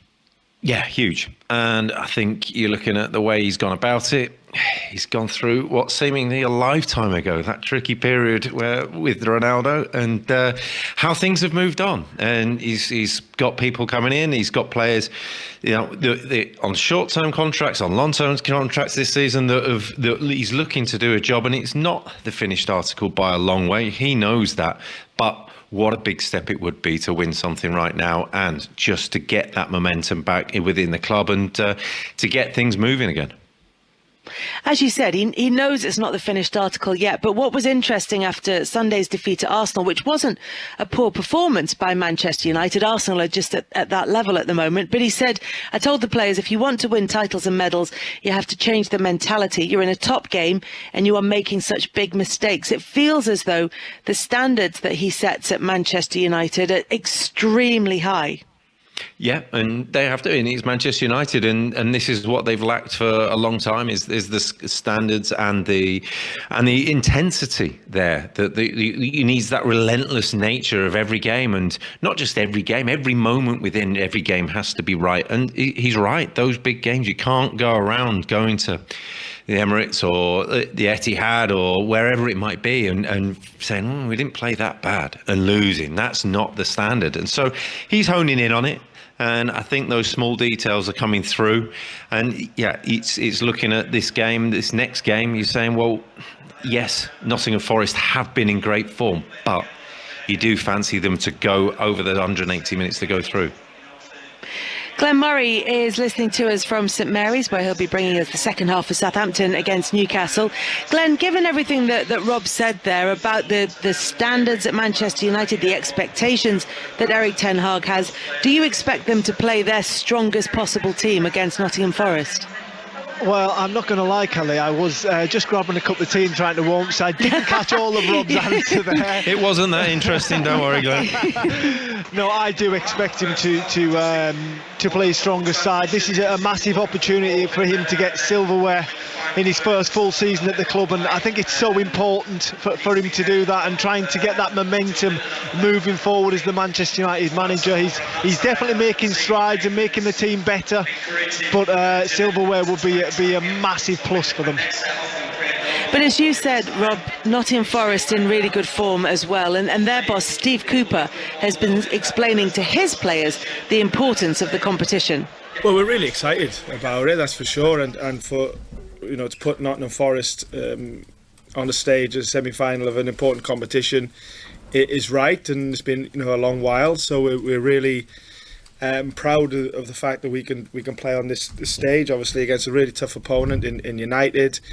Even before this round, we have been very clear about the club's history in this competition to the players. And I remember before the Spurs game, I think it was, we showed them of the history. And I know it was a fairly long time ago, but that's why supporters will get excited about this tournament, while they will put big importance on it. And we have to respect that, and we would anyway. So, the players are aware. But it's obviously a different era now and a different generation. And we not just with League Cup, we are trying to create new positivity around the place, and the League Cup is inclusive of that. So we're really looking forward to the game. Rob, they're still, even though Steve Cooper is talking in a positive way about their season, in a slightly precarious position at the bottom of towards the bottom of the table. But they seem to have stayed calm throughout that first half of the season, and now it's only 2 defeats in 8 games since domestic football has come back. So is this part of the process? Is that why they were trying to keep calm? Because they knew that the performances would start to bring them better results? Yeah, it's been a very strange season, hasn't it? And almost up until the World Cup, you're thinking, well, as long as we're not out of it, then we've got that time to galvanise the squad. We've got the time for all these signings to come together, to work with them, as long as they're not away in the World Cup. But it seems to have worked for them, and yeah, they're looking up. I think that's the momentum that they have, the way that they're moving forward. I think they're in a tricky spot tomorrow because they'll know how hard it'll be to go to Old Trafford, and they'll go into the game tomorrow going, we need that thing. Do we go too hard? Do we go and press too much? It's that balance that they've got to find for a 180-minute game, where if you go into Old Trafford, that you know you're going to be against it in a one-off game. So let's just hold on and see how long we can stay in that game. For the game tomorrow, there's that little temptation. Just shall we go for it a little bit too early? But you know what? They'll enjoy it, and yeah, they've got that history, and they've had good results there this season against big clubs like Spurs. Glenn, that's going to be the temptation, isn't it? At the City Ground, knowing they've got the second leg at Old Trafford to come, that Forest might just take a couple of risks. Yes, I think they've got to. I'd much rather go to Manchester United holding something than having to get something. So I think with that Forest crowd behind them at the City Ground, I know what those nights are like, and they can really light that place up. I think they've got to take a couple of risks, and Manchester United's susceptible. They can be undone, and Nottingham Forest will fancy their chances tomorrow night, I'm sure. Yeah, they're not invincible, Manchester United, but they are probably seen as fairly comfortable favourites, particularly after beating Forest 3-0 just after Christmas. Do you still see it that way, though, even though there's a chance there for Forest? Yeah, listen, I feel as though these cup competitions can go anywhere. We talk about what happened in the Premier League. It's very different. They've got nothing to lose on evenings like tomorrow night, and like I say, they need to go to Old Trafford with something, protecting something, very much like this Southampton side I see tonight. Do you know what? I'm just watching another replay of that Joe Linton disallowed goal, and it looks as though the ball's kind of got wedged between his arm and his midriff. I mean, still very, very difficult to tell, but the goal was chalked off anyway because it was deemed that he did use his hand, and VAR did not overturn it. So it is goalless at the break. Rob Green is with us from full time and at St Mary's for Southampton against Newcastle in the first leg of their EFL Cup semi-final. It's Glenn Murray and John Murray. Yes, thank you, Kelly. Southampton 0, Newcastle 0. Yes, I've seen all of those replays at half-time as well. And I've seen enough, Glenn. I think that's the right decision. I think they've got it right. I think Joe Linton's got big ribs, John. I think that's one that Newcastle fans will be saying one thing, Southampton fans might be saying the other. Anyway, here we go, second half, and Southampton kick off. And the ball is cleared away downfield immediately by Newcastle. Southampton have it deep in their own territory. White shirts with the big red stripe down the front, and that famous Southampton badge with the swirling Southampton red and white scarf at the top of it. On their front, black shorts, white socks with the black and red tops, and Newcastle in the dark blue shirts with the gold trim, gold shorts and blue socks. Southampton, having made that one change, that enforced change, the injury looked like a concussion worry for Djenepo, so Adam Armstrong came on. So Southampton with a back four of Walker-Peters, Lianco, Chaleta-Sarr and Salisu. Then centrally, Diallo, Ward-Prowse and Alcaraz making his full debut. Adam Armstrong playing on the right-hand side. Another full debutant, Mislav Orsic, his third appearance for Southampton, Croatian World Cup player on the left, and Mara playing as the man through the middle, the striker. And Newcastle, as they started, with Pope in goal, as Dan Burn is caught in possession over there on the right-hand side. This could be trouble for Newcastle. Here comes the ball from the right. Ward-Prowse arriving, but it's just over the top of him and the Newcastle defender, and the visitors are able to get it away. Dan Burn caught in possession there, but Newcastle breaking away downfield with the speedy Almiron, who's away from Salisu, and he's still going, and he's into the penalty area on the left, and he pulls it back, but he pulled it behind Wilson, but Longstaff arriving on it alongside Chaleta Sarr, who was there with Alcaraz, who was there with him, and it was blazed wide and over by Longstaff. Yes, it was, and as Longstaff got up to that ball, it had settled, it was run along the turf really invitingly, and he's just got to keep it down and ask a question of Bazunu in the Southampton goal, but he gets a little rush of blood to the head, and again, high and wide and into the Southampton fans. So a goal kick, Bazunu to take it, and we should say as well, we didn't really pick it out. Bazunu did make a very good save in the build-up to the incident, the handball incident, when Joe Linton's goal was ruled out. Bazunu made a very decent save from Willock's shot, which was on target from the left-hand side of the box. So 0-0 the score. That Newcastle lineup: Pope in goal, Trippier, Shea, Botman and Byrne, Longstaff, Guimaraes, Willock, Almiron, Wilson and Joe Linton in their 4-3-3 lineup. Second leg this time next week on the Tuesday night. Tomorrow night, 5 Live commentary on Nottingham Forest against Manchester United, and on Sports Extra right now, still Accrington 0, Boreham Wood 0 in the FA Cup replay. You can hear that Sports Extra on your digital radio or via BBC Sounds. And Newcastle playing the ball out from the back. They've given it away to Alcaraz, and now back to Diallo it goes. Southampton playing from right to left as we look towards the chapel stand. Still lots of people coming back to their seats. Not surprised on a cold night like this. No goals to warm them up yet, as Bazunu does a Cruyff turn to beat Wilson. I enjoyed that. And now Chaleta Sarr, the bearded left-sided central defender as he is tonight.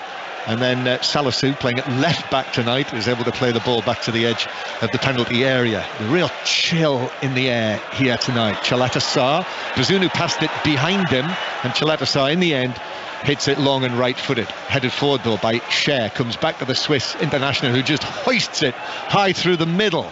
It's all a bit scrappy this at the moment. Lianco heads it away, and then Southampton win a throw-in 10 yards inside their own half. So the longer it goes on, Glenn, this match, I think the more interesting it becomes, because of what we said right at the outset of 5 Live Sport tonight, that Southampton will feel that they need to get a win to take to the second leg. And he has Mara down the right, but he couldn't get past Shea, who came across and defended it very well, actually. Just arrived on the scene and whipped the ball away from him. Southampton come again. Southampton unbeaten in the Cups this season. They'll play Blackpool here, Mick McCarthy's Blackpool, in the FA Cup on Saturday afternoon. And here they come down the right-hand side with Armstrong. Armstrong plays it around one side, he's into the box, but then Mara goes for an overhead kick as it bounced to him off Joe Linton. He went for it, overhead kick, kept his eye on it, lovely balance, but it dropped over and beyond the far top corner. I love the inventory of the young man. As that ball drops out of the air, so many people would have took it on the chest and kept possession. Not this guy. He fancied his chances. It would have been a marvellous goal if it had dropped in. In the matches that have survived the weather tonight in League One, still Bolton 1, Forest Green 0. Bolton are down to 10 men in that match. Fleetwood 0, Portsmouth 1, Ipswich 4-0 up on Morecambe, MK Dons 0, Shrewsbury 0, Port Vale 1, Derby 0, and Wycombe 2, Oxford 0. It is Southampton with Orsic, who loses out to Shea, who does well again. Kent was strong there and was able to put the ball out of play just down to our left here on the Southampton left, almost level with the edge of the penalty area. Run you through the League Two latest scores in a moment, but the ball is thrown back to Chaleta Sarr, who then will knock it into the centre circle to Lianco. Goes for a long ball down the right-hand side to Walker Peters. Adam Armstrong allows it to roll out of play for a throw to the home side. In League Two, Carlisle 3, Hartlepool 1, Colchester 1, Salford 1, and Stockport 0, Bradford 0. Your old club Carlisle have got plenty to play for. Flying. They're improving, Carlisle. Southampton 0, Newcastle 0.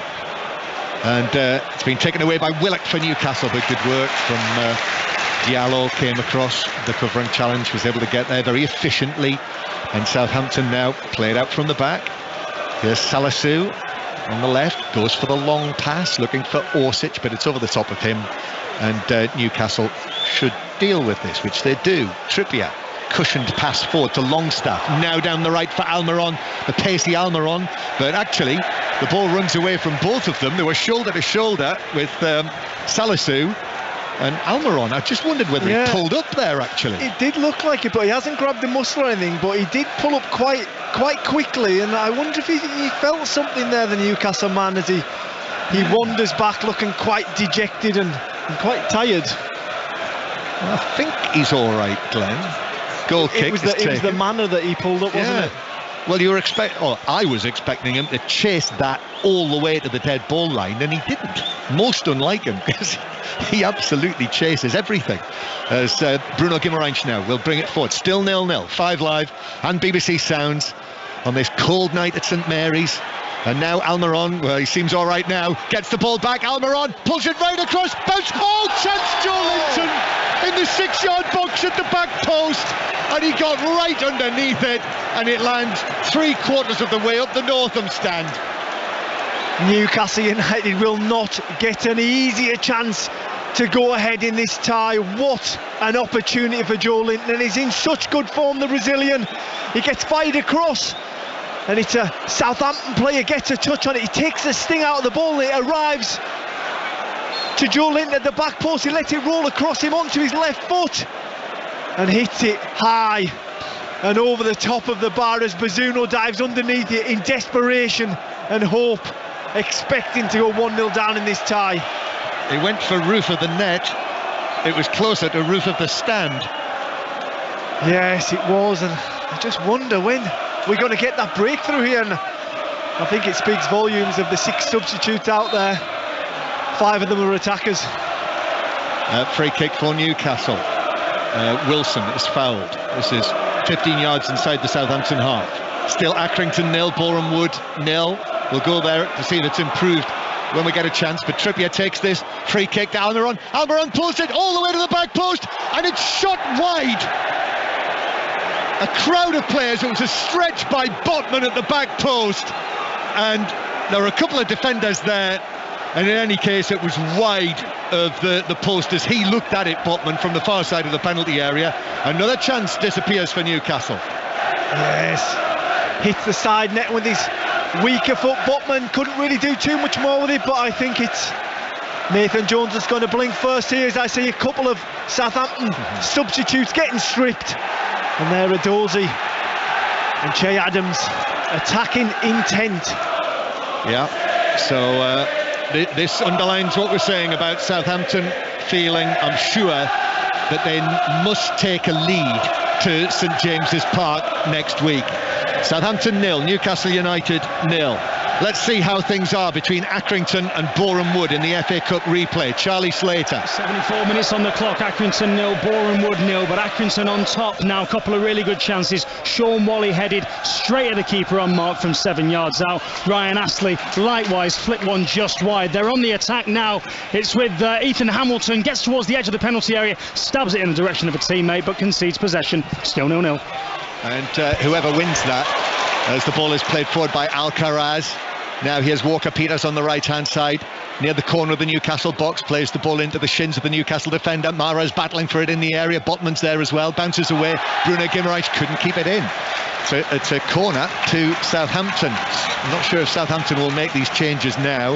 Yes, whoever wins in that replay, Accrington against Boreham Wood, could go to extra time tonight.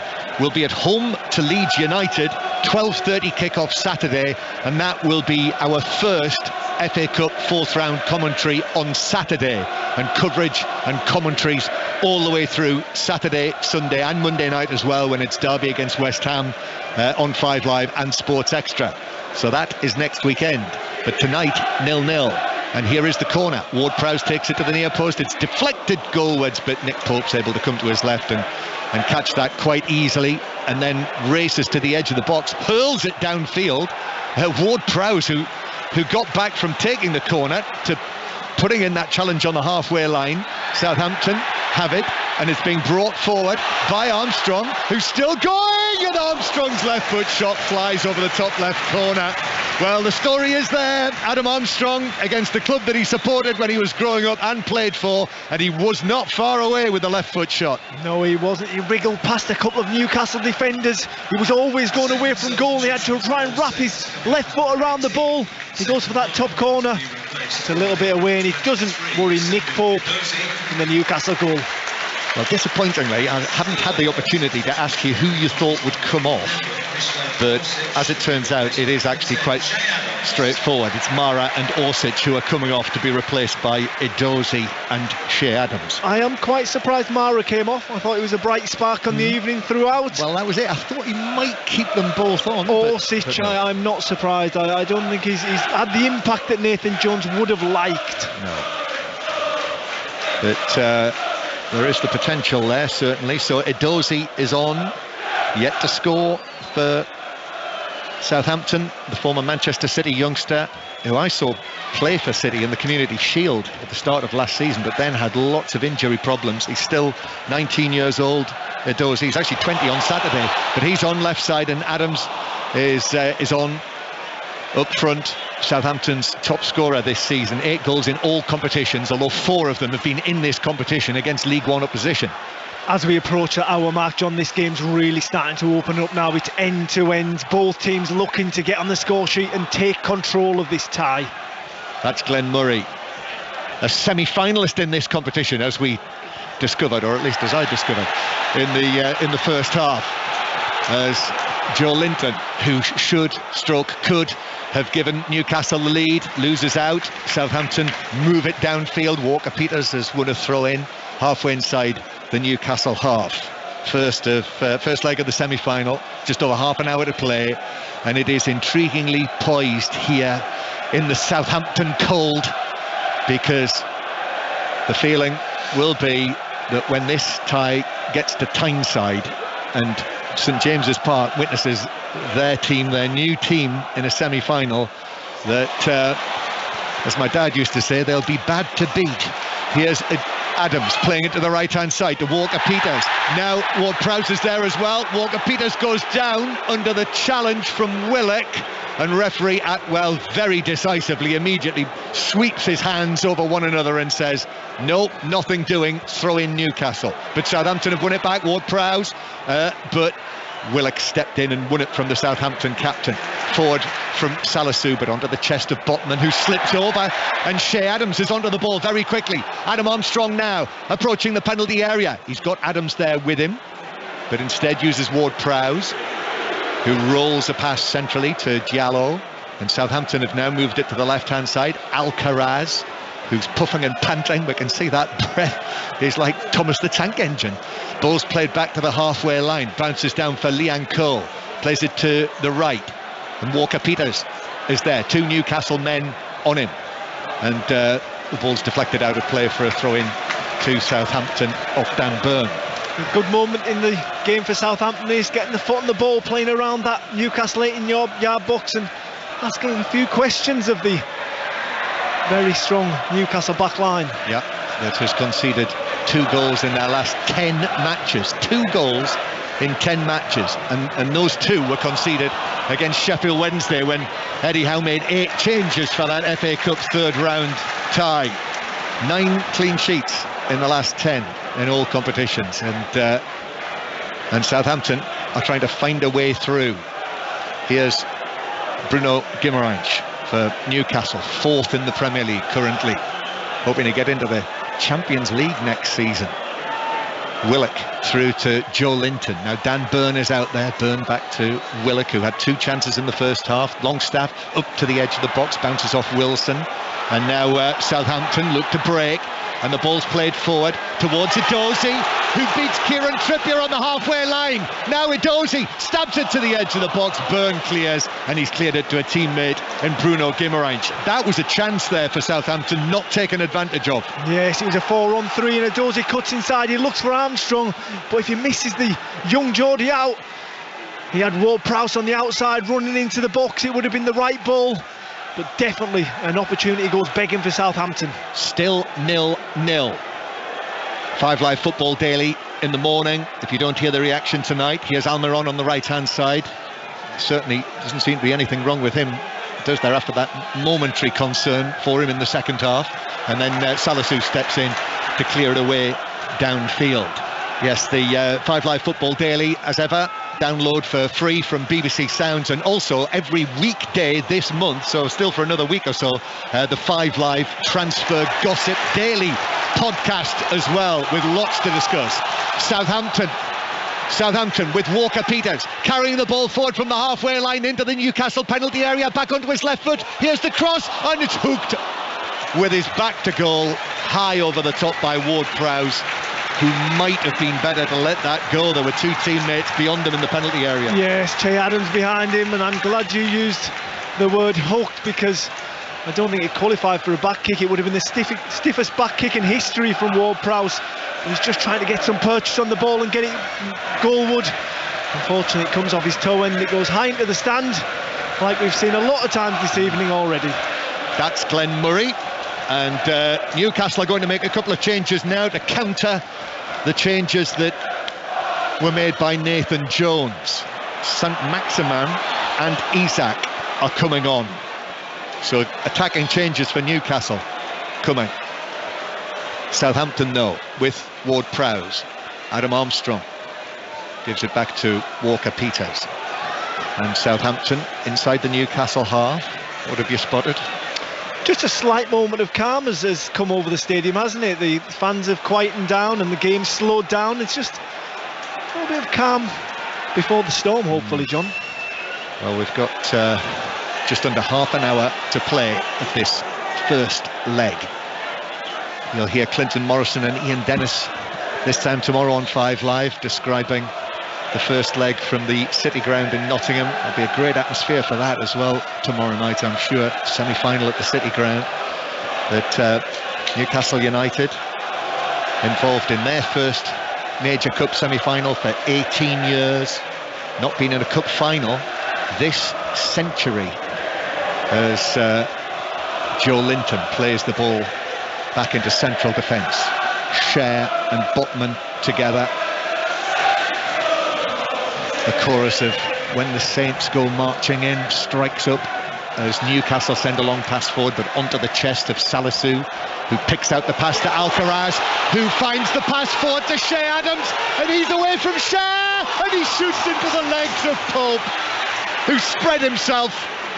Lacked a bit of conviction there from Che Adams, who's not scored in his last 7 appearances. But here comes Walker-Peters into the box, pulls it across, but that's plucked out of the air in front of his chest by the Newcastle goalkeeper. Without doubt, the best chance of the evening so far. Brilliant movement from Che Adams. He spins in behind Trippier. He's one-on-one with Pope. He's bearing down on goal. He opens his body up. He tries to put it to the left-hand side of Pope, but Pope stands big, kicks that left foot out and saves Newcastle once again. He went for it early, didn't he there, Adams? Yeah, Sven Botman was coming back. He was tracking him, and I think he could feel the big Dutchman breathing down his neck. He felt as though he had to take it early. Just got his angle slightly wrong.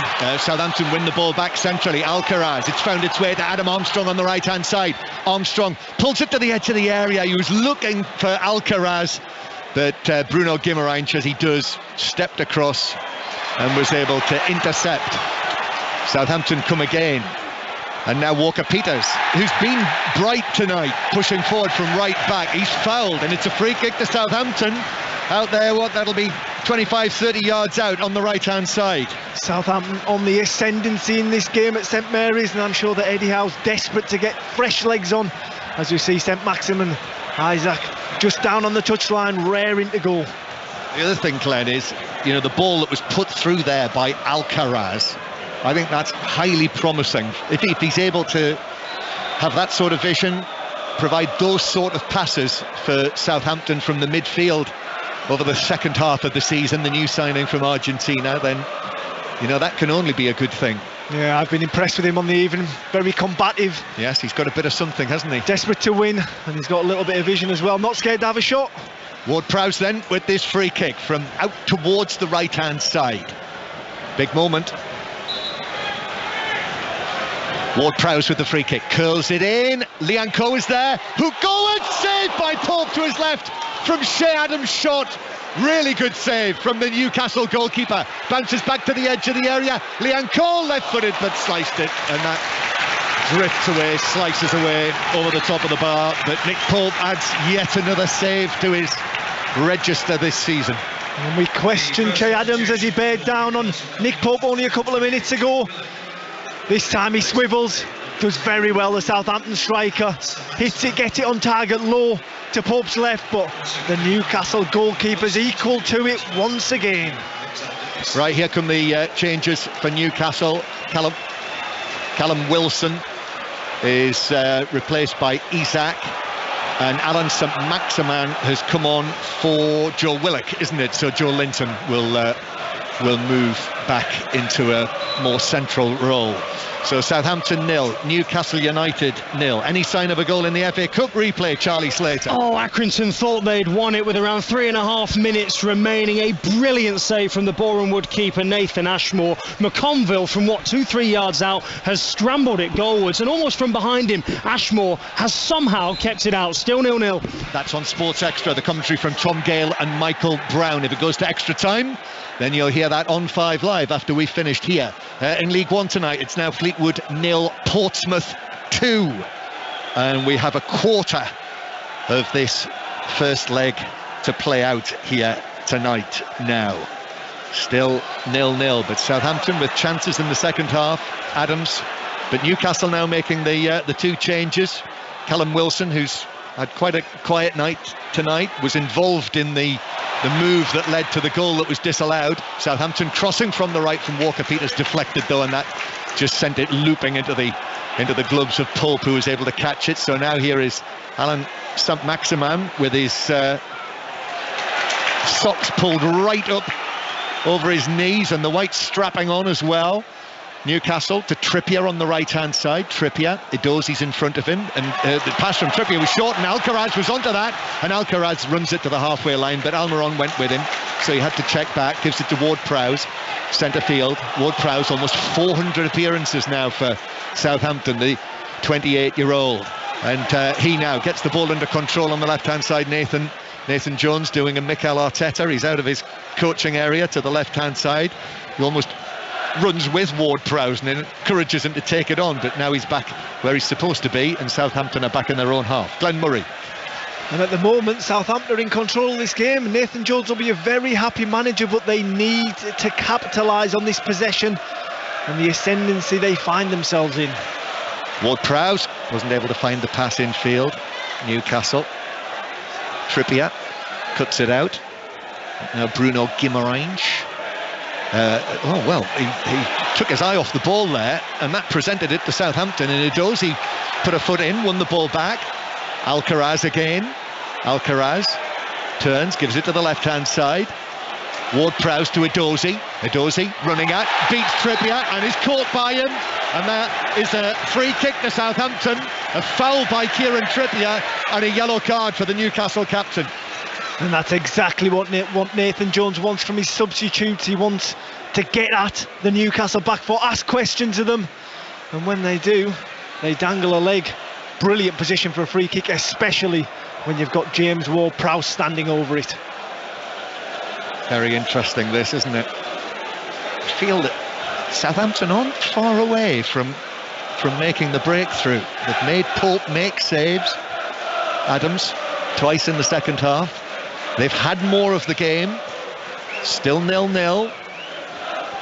Ward-Prowse with this free kick on the left, so he will be looking to deliver it in with the right foot, so it'll swing in. Edozie, by the way, still hobbling after that challenge from Trippier. So free kick from the left-hand side to be taken by Southampton's James Ward-Prowse. In it goes. That's an excellent delivery, which was headed up away, took a double deflection. Initial header was a Southampton header. There were 2 or 3 of them in there, but it came off a Newcastle man and looped up and wide and behind Botman, I think, for a corner. I think it was Alcaraz that gets the first touch, and he heads it on towards Pope's goal, but also big Sven Botman is in the way of that. Corner then. Excellent delivery from Ward-Prowse. You expect that though. And here he is again, left arm raised.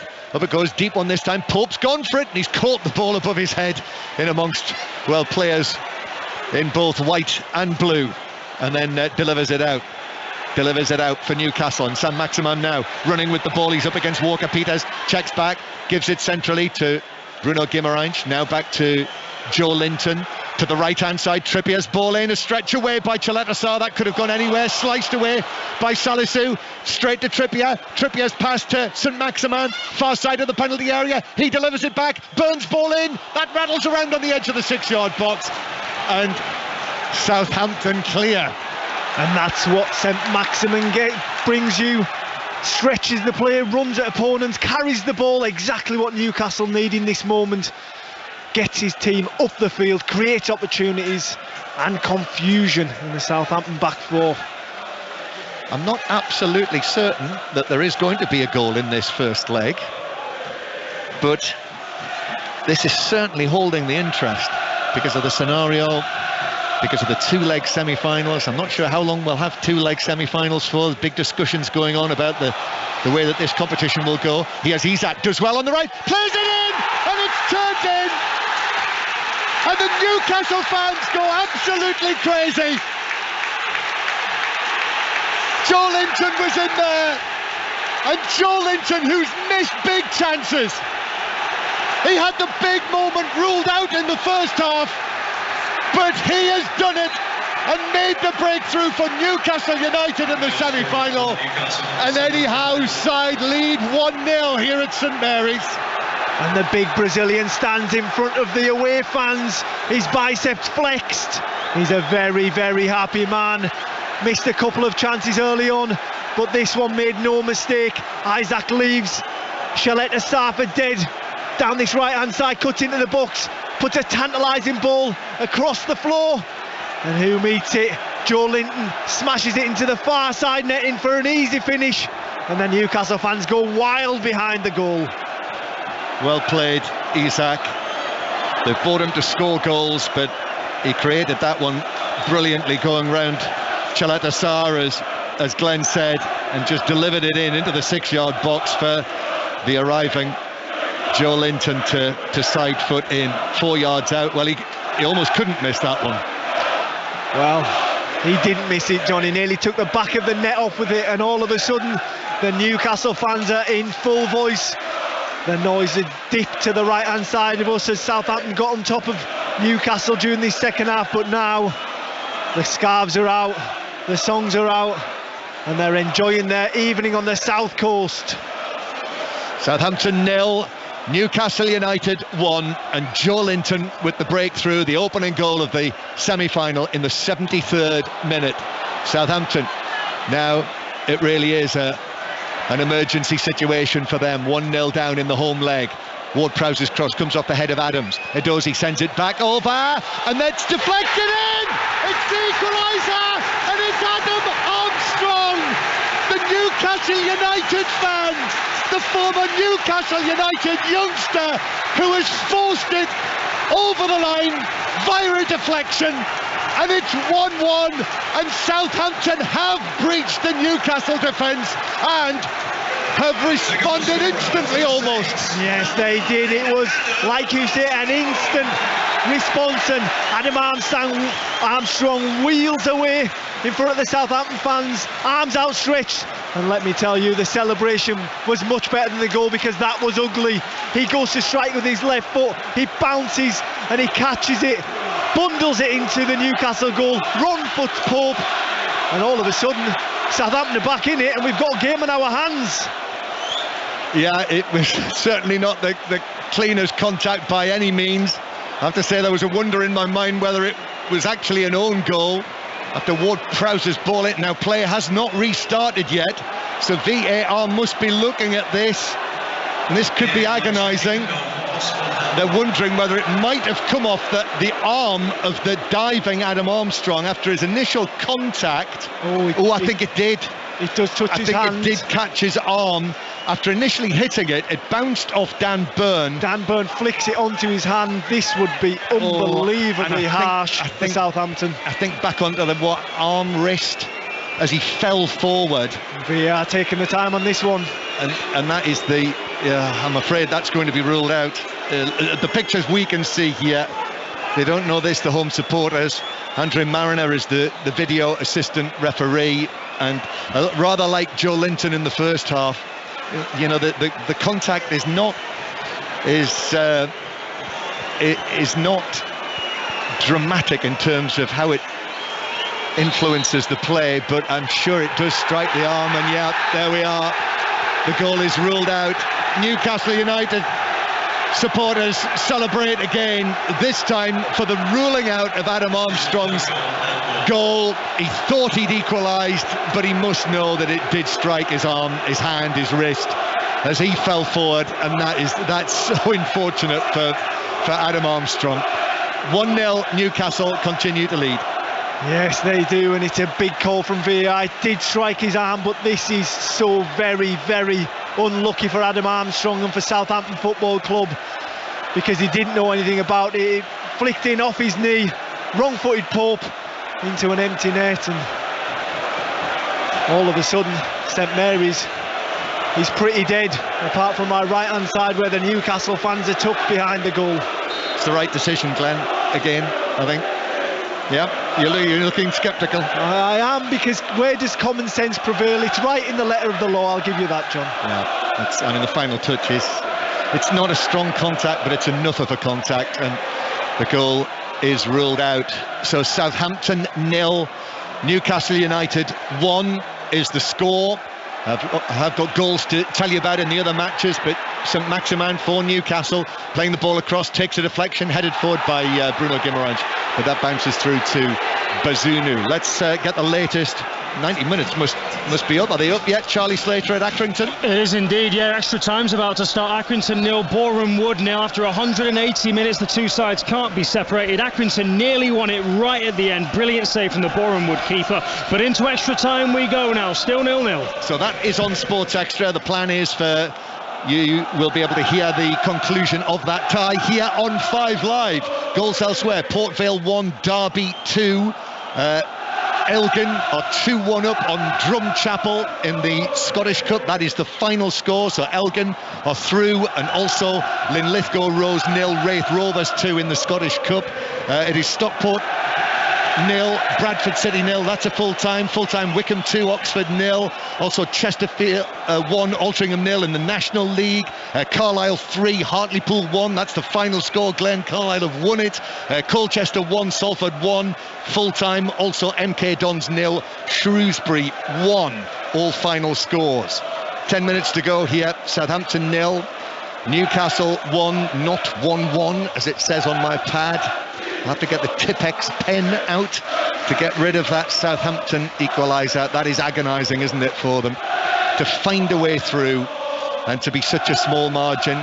But as I say, in my mind, certainly it had to be given with VAR. They had to rule it out. So, John, you're right. By the letter of the law, that is handball. But do you not think that it's very almost unfair to a certain extent? I mean, he's got no knowledge of it flicking off his hand. Dan Burns kicked it onto his hand less than a foot away from him. Yeah, I get it. It's deeply unfortunate for him. He knew nothing about it, but the fact is, the final touch before it flew into the net was off his hand. So there we are. Southampton's goal is now being expunged from history on my score sheet. And all of a sudden, I see more bare chests in the Newcastle end. A lot more, John. Yeah, tops being peeled off and twirled around. Black and white shirts in the Southampton night air. And Southampton have got less than 10 minutes. I mean, that's deflated them, haven't you? You can feel it. We're going to Wembley. The Newcastle United supporters. I think it's really important for Southampton to stay in the game. They can't let another one in, because that will really kill the tie going to St James's. And it is Isak who set up the only goal of the semi-final so far, who goes around Liang Ko but runs it behind. There was a deflection, and Southampton, Nathan Jones making another change, and he's going to bring on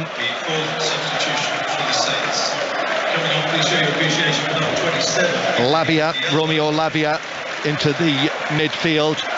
The former Southampton youngster, the young Belgian, and Diallo is the player to come off. So on he comes into the midfield, and Newcastle, Southampton with the ball in their own 6-yard box, and Bazunu attempted ball downfield was closed down and blocked behind. And as that was blocked behind, it was Murphy who closed Bazunu down. It goes out for a goal kick, but as he's running back to his position, Murphy celebrates and gets a big cheer back from the Newcastle fans. Murphy must have come on, did he, when in the aftermath of what Southampton thought was their goal? Did you miss that, John? I did. So is he on for Almiron? I think so. I missed it too. Yeah, yeah. So, yeah, I think that must have been when when VAR was doing its thing. So Almiron replaced by Jacob Murphy. Southampton 0, Newcastle United 1. Trippier heading away on the edge of the box. Newcastle already favourites coming into this match here tonight to reach the final. Now even stronger favourites in this position. Southampton have to find a goal, but it is Newcastle coming forward with Bruno Guimaraes. Lianco puts in the challenge. That's a foul. And Guimaraes was on the ground. I think Lianco put a foot in him when he was on the ground, and Newcastle have reacted there. The players have seen that.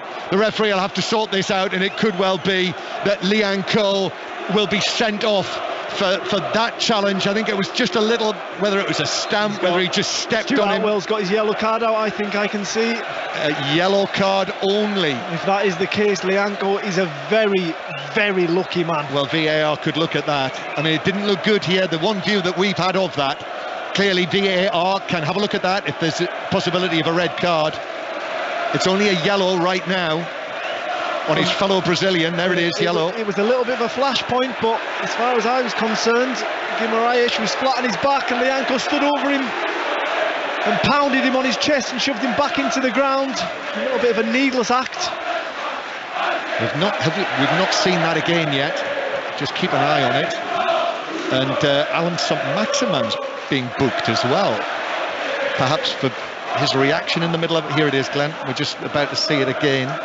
And the two of them together, well, actually, you know, he actually put his feet either side of Bruno Guimaraes, who was on the ground. So he stepped either side of him and then leant over him and sort of, he pushed his chest in the ground. Yeah, pushed his chest. It was a needless act. I don't know what he's playing at. It was a definite free kick. I don't think there's enough in it for a red card, though. You think? No, I don't think there's enough for a red card, but you can't be going around doing that, John. No, you can't. So, yellow it is. Free kick for Newcastle, who lead 1-0. That's Glenn Murray with us here on 5 Live. Commentary to come on the remainder of Accrington 0, Boreham Wood 0. That's into extra time.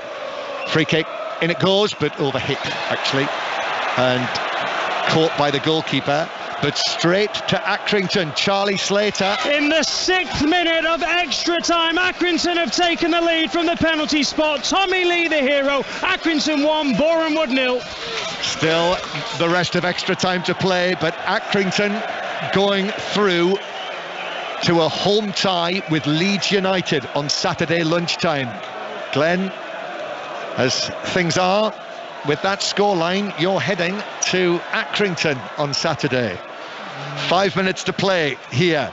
Newcastle 1-0 up.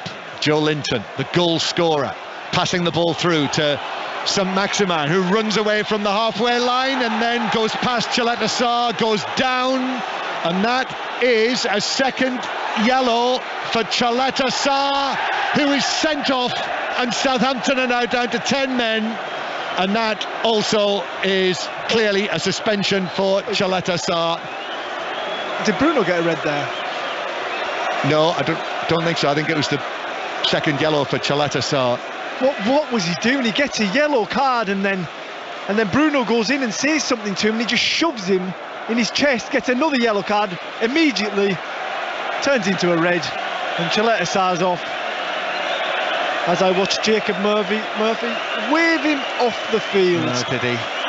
Yeah, that will not have gone unnoticed by the Southampton players. So now they're down to 10 men. And 1-0 down to 10 men. Nathan Jones, who's already made 4 changes, is going to bring on Jan Bednarek, who's going to make his Southampton return after his loan spell to Aston Villa was ended. He was recalled by Southampton, so he will come on. Have to see who will be taken off, but it is a free kick to Newcastle, just forward of the midway point of the Southampton half. And all of a sudden Southampton just seem to have imploded, don't they? They've gone a goal behind, they've lost their composure, they've lost their centre half. Stupid by Shaletta. It was a definite free kick on Alain Saint-Maximin, no complaints, but then to shove Bruno Guimaraes right in front of the goal, right in front of Stuart Atwell, the referee, left him with no option but to give him his marching orders. So Jan Bednarek runs on, and there were 1 or 2 boos there, weren't there? After the comments he made when he went off on loan to Aston Villa. But he's on, Jan Bednarek, the number 35, the Polish international, and he takes a place in the Southampton wall, which is in the D. So the free kick seems to have been given a good deal further back than where Alain Saint-Maximin was actually fouled, which I thought was quite close to the D. Yeah, I think they've lost 5 to 7 yards there, Newcastle, and that turns it from a shooting position into more of a passing position, even though Kieran Trippier is standing over this, and I think the England international fancies his chances. Yeah, and so this will be free kick, central possession. Kieran Trippier strikes it goalwards, but it dips over the top of the crossbar and behind.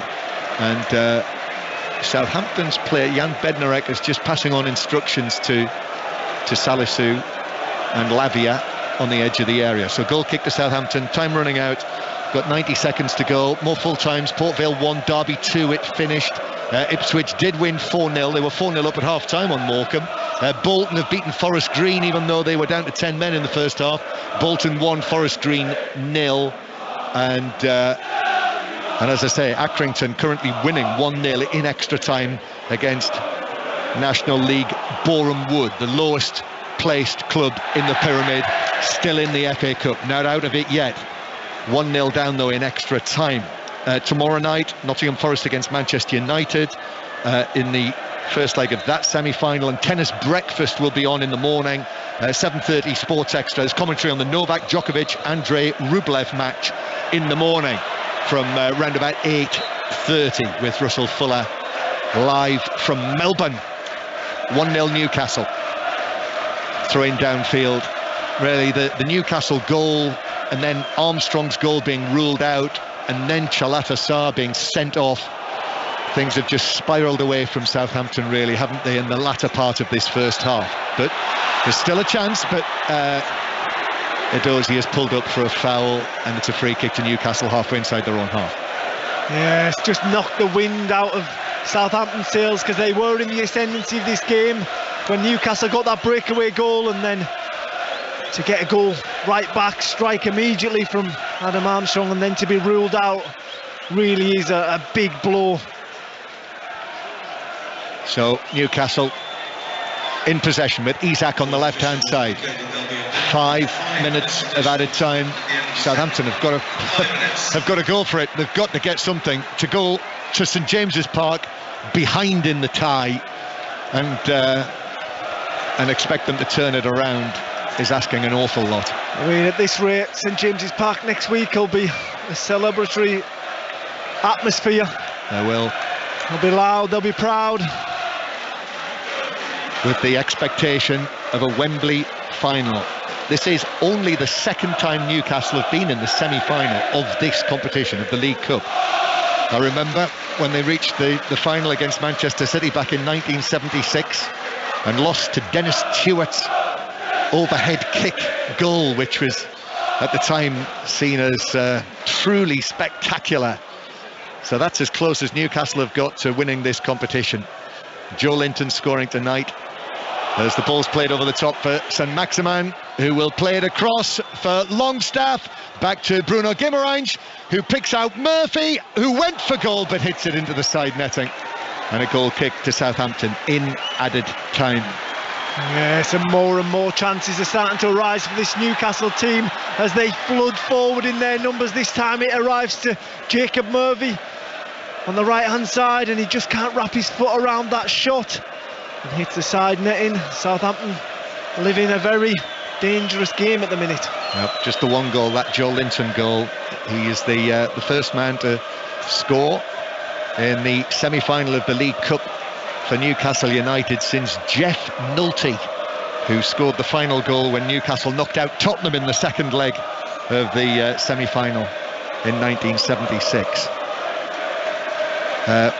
5 Live Sport on air till 10:30 tonight when Colin Murray will take over. So once this match is over, once this first leg is over, we will go to Accrington for commentary on the remainder of that FA Cup replay, and then we will discuss this match again at the end of the Accrington Boreham Wood tie. So that is the plan for the rest of the evening on 5 Live Sport. Only a couple of minutes of added time to go. Newcastle searching for a second goal that would make it, you would think, almost impossible for Southampton to come back at St James's Park. But Bruno Guimaraes overhits the pass through to goalkeeper Bazunu. Yes, and we can see plenty of empty seats in the St Mary's Stadium now. Southampton fans have given up the ghost, but the team haven't. The majority staying on, but yeah, red seats appearing all around the ground, not in the Newcastle section. Black and white scarves being held high, Brazilian flags as well, Joe Linton in his honour. And he scored in the quarter-final, didn't he, against Leicester City, the second goal, and now a goal in the semi-final as well. You know, to say that he's turned around his fortunes at Newcastle, player of the year last season, remember, as Alcaraz comes forward. Southampton, there is still time. Edozie now running at Newcastle's defence. Trippier, but then slips it through. Adams on his heels, and the ball just runs through to Nick Pope, who's played his part, the Newcastle goalkeeper, in the second half. Thought he'd been beaten by Adam Armstrong, but the goal was ruled out as St Maximin's attempted effort from 40 yards hits Lianco and bounces to Bazunu. He's been a good substitution by Eddie Howe. Alain St Maximin, he's just given Newcastle that outlet, those legs to carry the ball, to ask questions of Southampton, and he's been a thorn in their side since he arrived on the field of play. But it looks like Nick Pope is going to extend his club record for 10 consecutive clean sheets as the ball's put into Isak, who goes around goalkeeper Bazunu, but the angle was very tight, and on the fall could only steer it into the outside of the side netting. Yes, I can't help but feel that when Isak got on the ball, he could have lifted it over the onrushing Bazunu, who decides to go around him, goes a little bit too wide, and then the angle's just too tight, and he finds only the side netting of the Southampton goal. So for Nick Pope, it would be 10 consecutive clean sheets for him, and for Newcastle it would be 10 clean sheets in their last 11 matches in all competitions. As Isak is blatantly pulled back by Salisu, and that's going to be another yellow card. Southampton already down to 10 men in this match. There it is. Another one of Eddie Howe's substitution that's been very good on the evening. Fresh legs. And Salisu felt the need to pull him back there, just couldn't. He really does provide something different, Isak, doesn't he? When you think Wilson is the sort of out-and-out centre forward. Yeah. Longstaff there's still a bit of something going on with Edozie, and Lavia has come across and to stand in between the two of them. Alcaraz is not far away from base either. The assistant is there, and the referee is going to speak. Bednarek has walked over to have a word. Can't help but feel the second leg's going to be quite spicy at St James's Park next week. Yeah, just a week between the matches. There will be some carryover here, and maybe that might be Southampton's best chance next week to try and get under Newcastle's skin, maybe.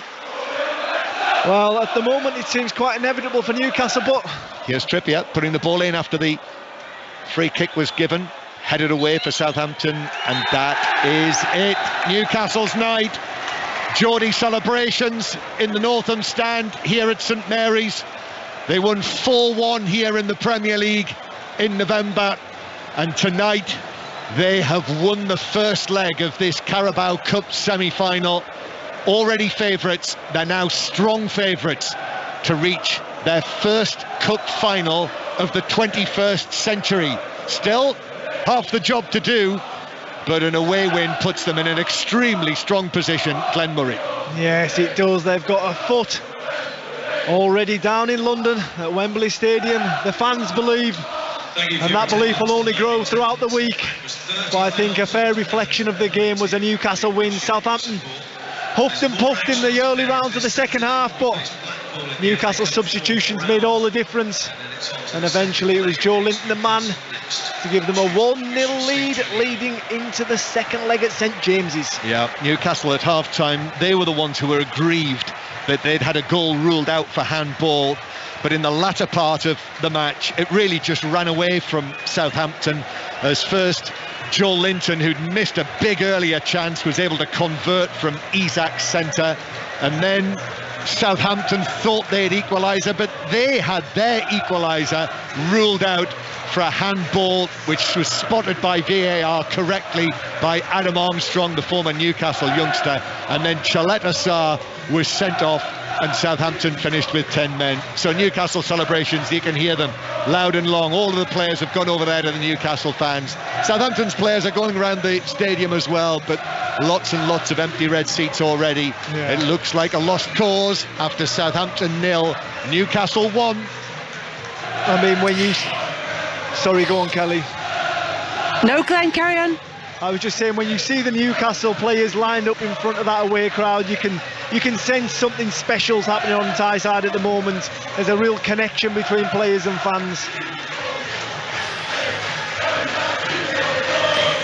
So the Newcastle players out celebrating with the Newcastle fans at St Mary's after their 1-0 victory in that first leg of their EFL Cup semi-final. Glenn Murray and John Murray are at St Mary's. We're also joined by Rob Green. Rob, in the end, that game had, first of all, a goal disallowed for handball, then a goal scored by Joe Linton, then another goal disallowed for handball, this time for Armstrong for Southampton, and then Chaleta Sarr sent off in it. It was eventful after 90 minutes. It had it all, and it should have had a Joe Linton hat-trick after all of that, and with the chance that he missed as well, it really did liven up, and I was quite pleased that Southampton really gave it a go in the second half. They kind of sparked into life after that. They missed those chances, Newcastle, and was it down the right-hand side, Armstrong with Ward-Prowse and Walker-Peters combining looked okay. But other than that, you'd have to say it was Newcastle's evening, and if they hadn't have won at that, they'd have been walking off scratching their heads as to how they hadn't.